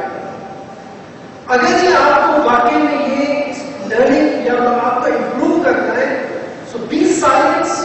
آپ کو جو بھی بات کرنا ہے اس کے دو فائدے. ایک فائدہ یہ, اگر آپ کو واقعی میں پتہ نہیں ہوگا تو آپ کو پتہ چل جائے گا, اور اگر یہ چیز پہلے سے پتہ تھا تو آپ کو کنفرم پتہ چل جائے کہ جو آپ کو پتہ ہے وہ صحیح پتہ ہے. تو خاموشی سے سننے کے فائدے ہی ہیں, نقصانات نہیں. اب ہم آتے ہیں دوسری طرف. میں بس ایک منٹ اور بات کروں, بات کو ختم کروں گا کہ ہمارے پاس پاکستان میں حالات ایسے ہیں, ہم بعض اوقات انوویشن کی بات کرتے ہیں, انوینشن کی بات کرتے ہیں, جدت پسندی کی بات کرتے ہیں. کبھی کبھی آپ شاید اریٹیٹ ہو رہے ہوں کہ یار مطلب کبھی لائٹیں جا رہی ہیں, کبھی ہم ترقی کریں تو کیسے کریں.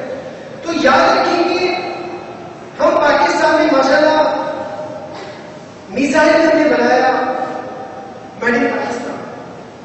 نیوکلیر پاور میں ہم ہو گئے. مجھے پتا ہے کہ کیا چیز ہم نہیں کر سکتے. اور میں آپ کو ایک بہت بہترین مثال دے دوں, ہم نے کون سی ایبلٹی چھپی ہوئی ہے, صرف ہمیں تھوڑا سا موقع ملتا ہم کر گزرتے ہیں. اور یہ یاد رکھیں, جہاں لائٹیں جاتی ہیں تو لائٹیں آتی بھی ہیں. آپ اس کو یہی لینے کا, آپ بس جب لائٹ آتی ہے تو آپ کام شروع کرتے ہیں. اور ہم بھی, میرا یونیورسٹی سے والا واسطہ ہے, ہم بھی ریسرچ کرتے ہیں, ہمارے یونائٹڈ اسٹیٹ کے پیٹنٹس بھی ہیں. آئی ہوپ کہ آپ کو پتا ہوگا پیٹنٹس کیا چیز ہوگی. پیٹنٹ کے بارے میں پتہ ہے, پیٹنٹ کیا چیز, کوئی بھی نئی ٹیکنالوجی جو دنیا میں کسی نے کام کو نہ کیا ہو, اس کو آپ ایک لیگل ڈاکیومنٹ گورنمنٹ میں فائل کر دیں, وہ ٹیکنالوجی آپ کے نام پہ ہو جاتی ہے.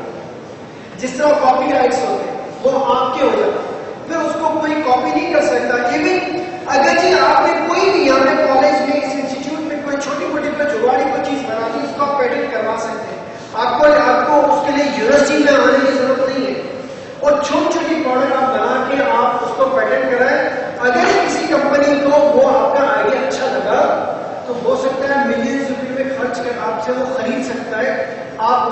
अपना बिजनेस भी कर सकते हैं।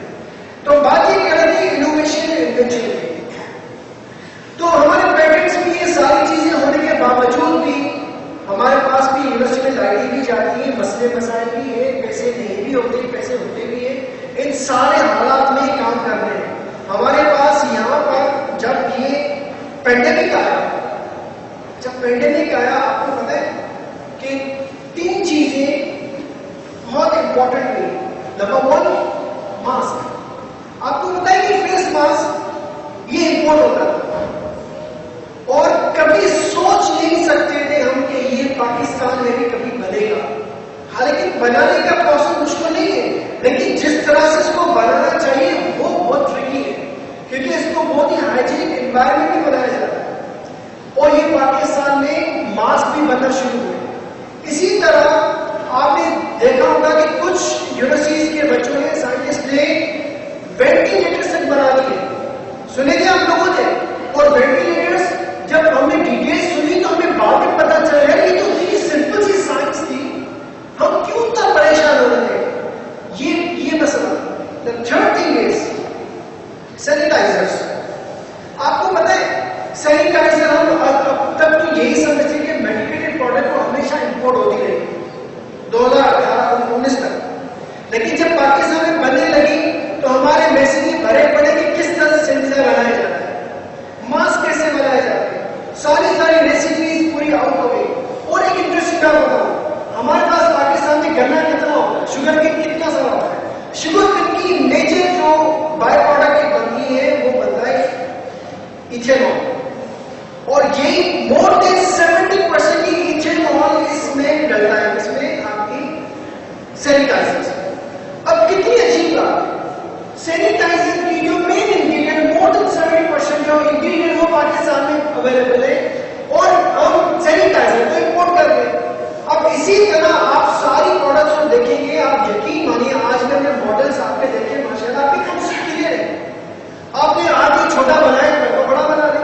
किसी ने ये चलाते हाइड्रो टरबाइन अगर हम चलाएंगे तो बिजली बनाएंगे, तो भैया आप नलके में लगा के ना छोटा सा क्यों नहीं बना दिया, मोबाइल ही चार्ज हो जाएगा ना, कभी होगा कभी नहीं होगा। जब मास स्केल पे सोचते हैं ना तो फिर काम खराब हो जाएगा। हम कहते हैं इतना बड़ा टरबाइन कहां से आएगा, इतना बड़ा पानी कहां से आएगा, तो काम होता ही नहीं। आप ये क्यों मेगावाट में बात करते हैं, आप किलोवाट में बात करते हैं, आप सिंपल वाट में बात करते हैं। आप छोटी छोटी चीजें बनाएं और उसमें कहते हैं ना ड्रीम बिग, मैं कहता हूं dream small.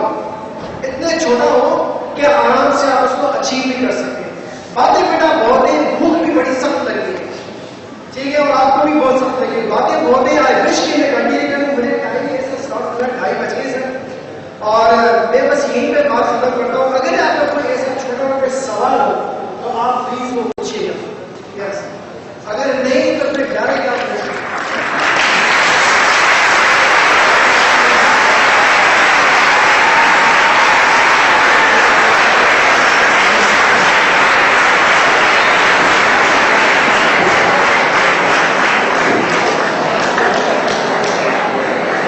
University of Engineering and Technology, Jamshoro,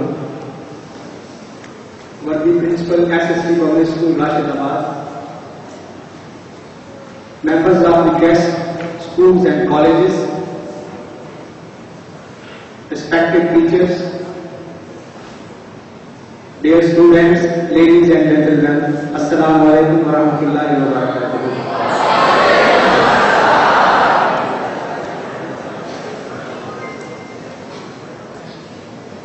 First of all, I appreciate the efforts made by the different institutions to make this program more valuable. We have seen a lot of presentations and quiz competitions, and I am here to announce the results of the 4 categories in which the different institutions student has participated, and those categories are poster making, model making, presentation, and the quiz competition.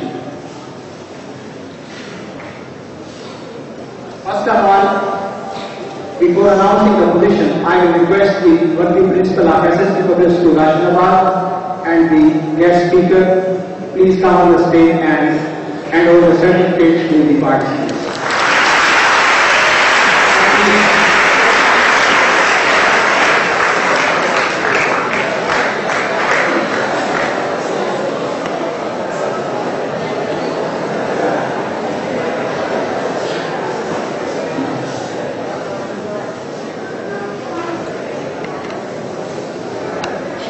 Let's start with the poster making competition by the two schools. The real school main campus, Neerpur Class, and the perfect school Thadna. I request the participants of both schools to come on the stage and receive the certificates. Perfect school Thadna and the real school main campus Neerpur Class.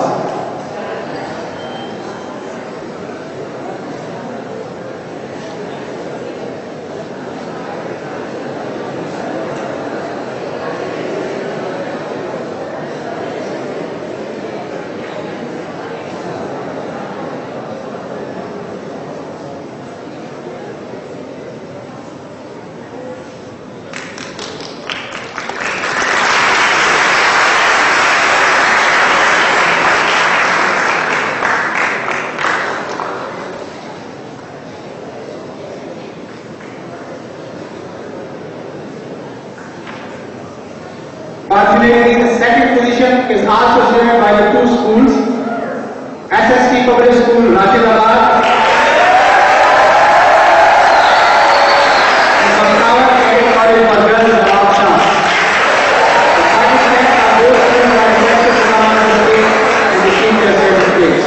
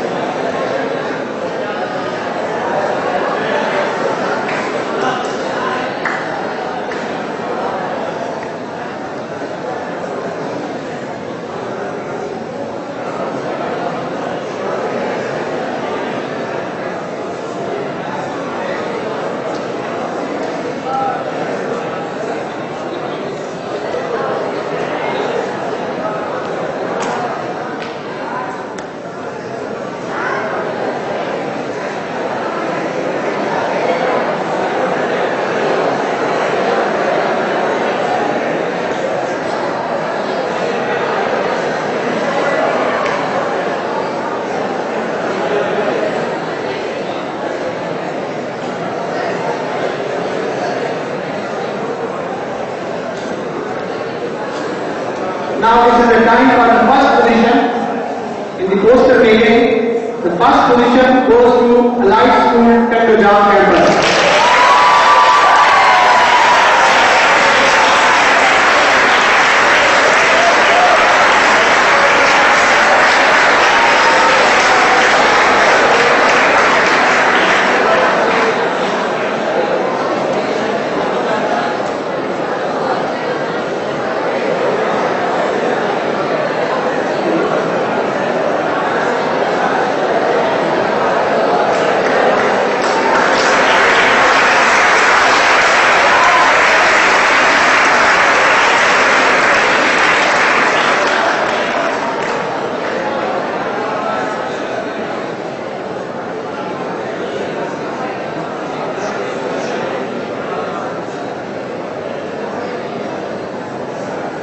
Now for the second category, which is model making, the third position goes to Hayat School and College main campus.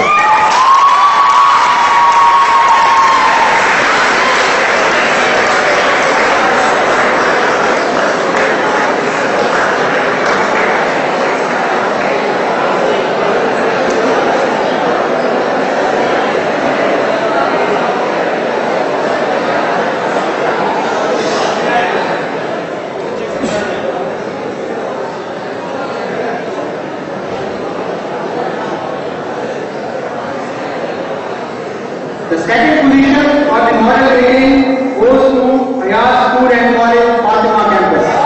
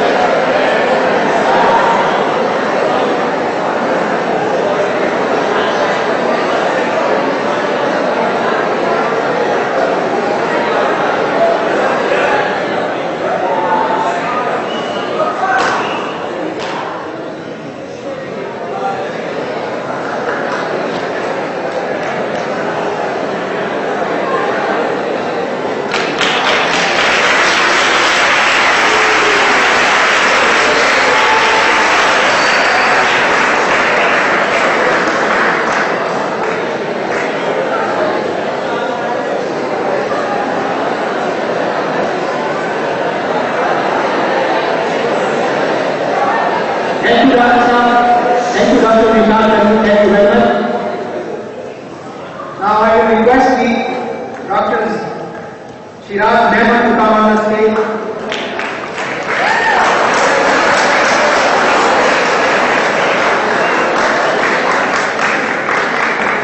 Now I am going to announce the third category, which is the presentation. And third position in the presentation goes to VM School Main Campus Keynote.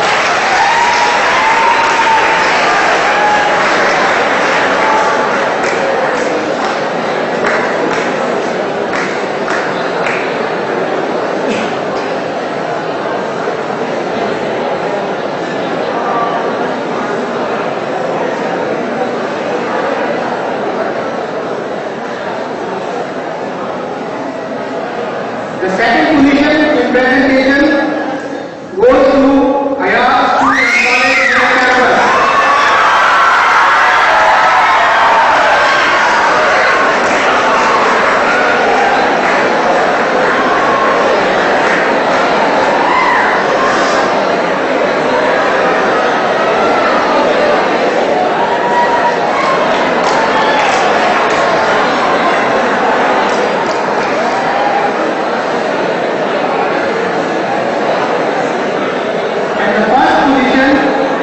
Research-based presentation goes to Light School, Kandojam.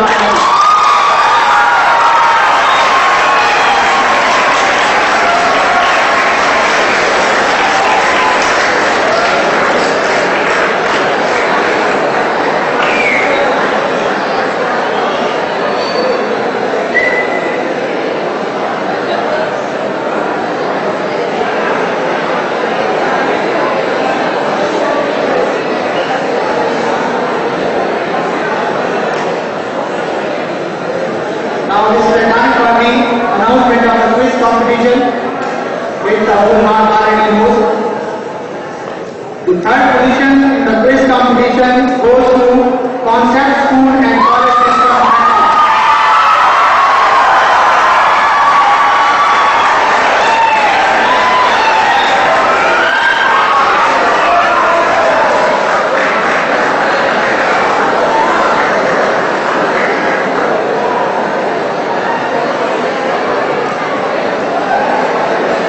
The second position in quiz competition goes to Cadet College, Panwati.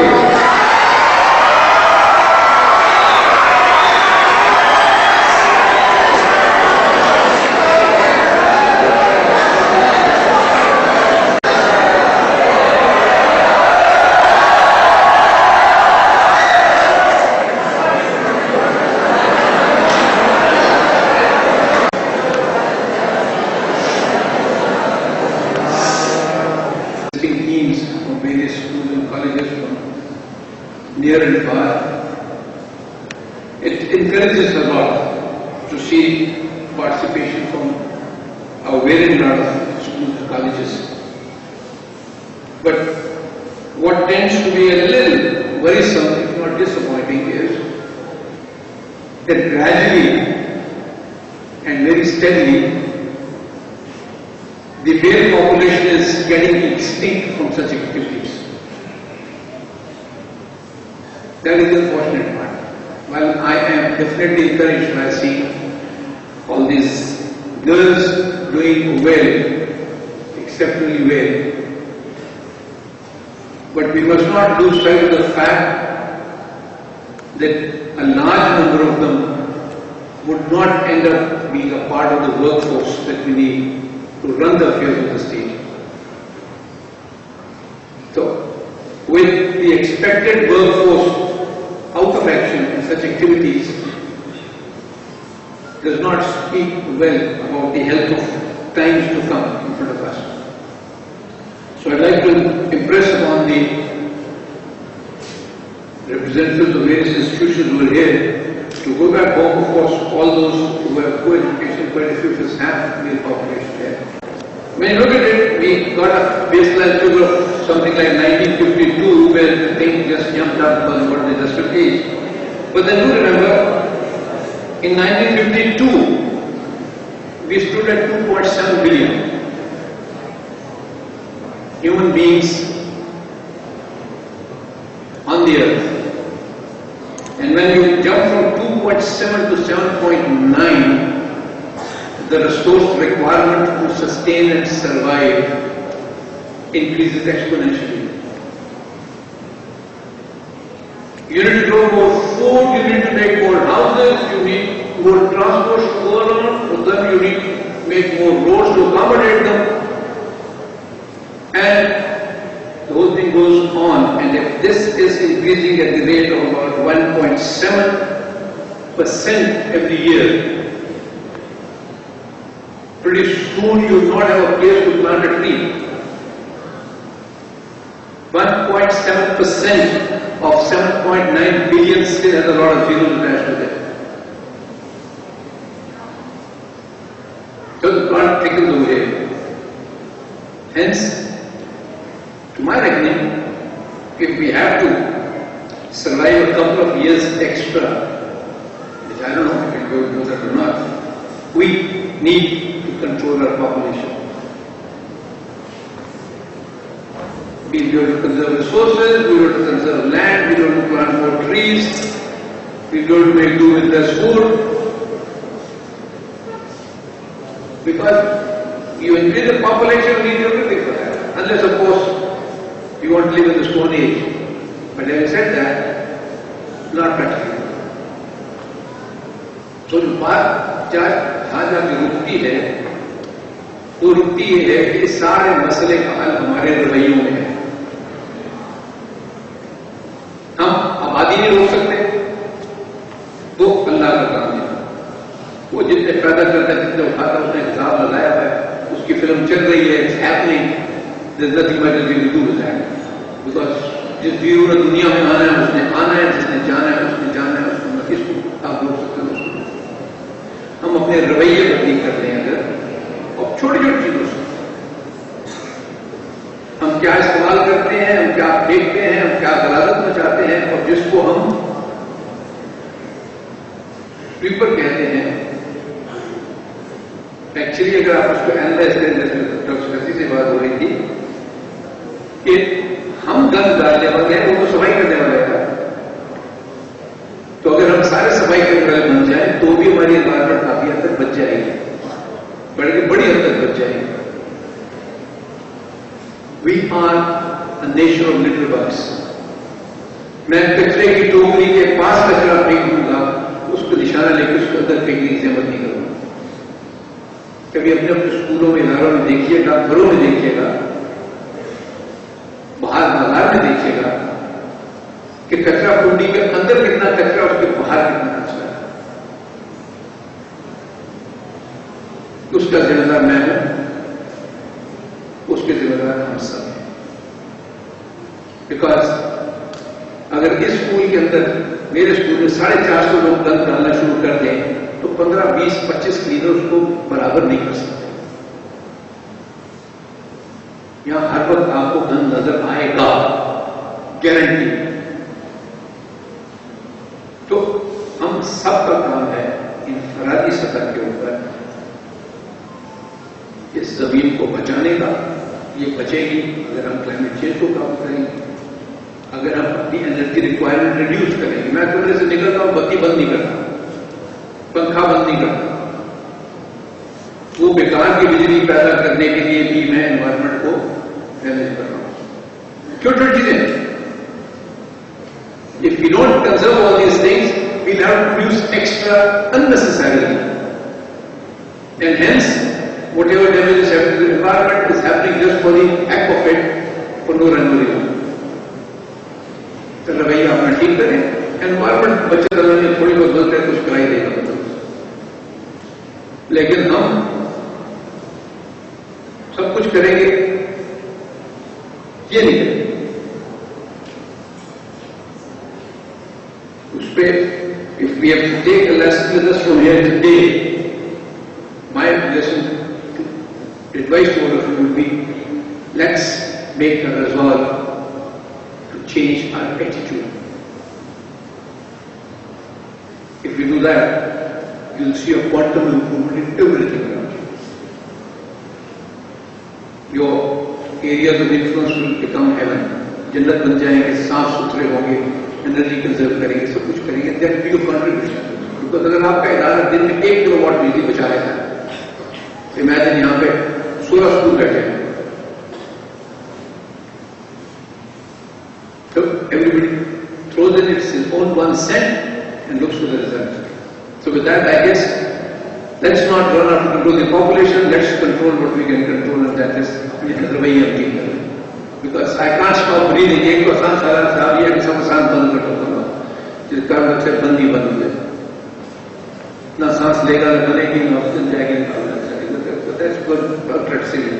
Let's change our attitudes, work for the better. And one small little advice to all the students and of course most of the teachers, let's help our students become more creative. That part I find not really missing but lacking. If I may give my absolutely honest opinion to you, we need to work plenty on our students and see to it that they become creative, more creative. They are. The creativeness is there, but we need to improve it further.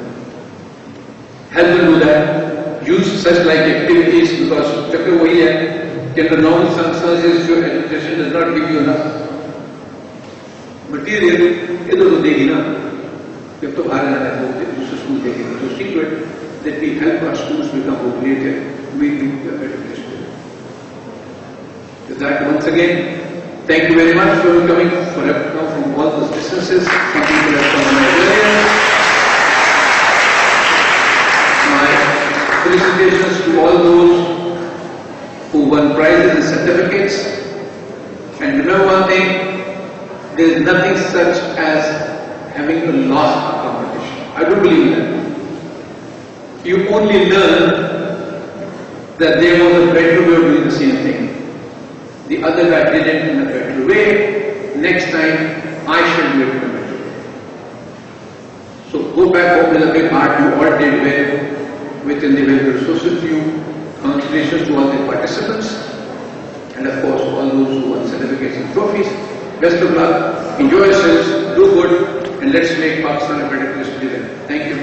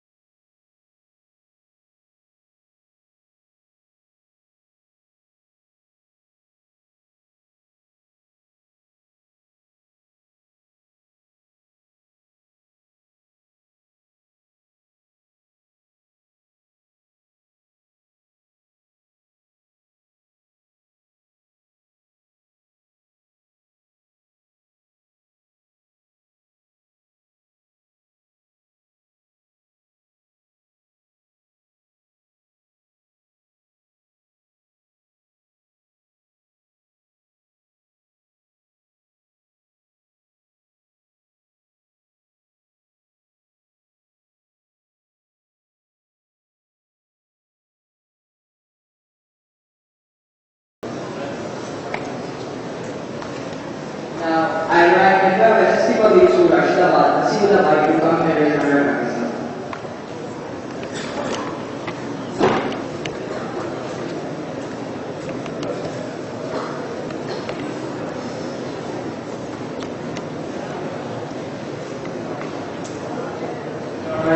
Teachers or guest schools are requested to contact Mr. Rizan and Mr. Shahid for their participation certificate.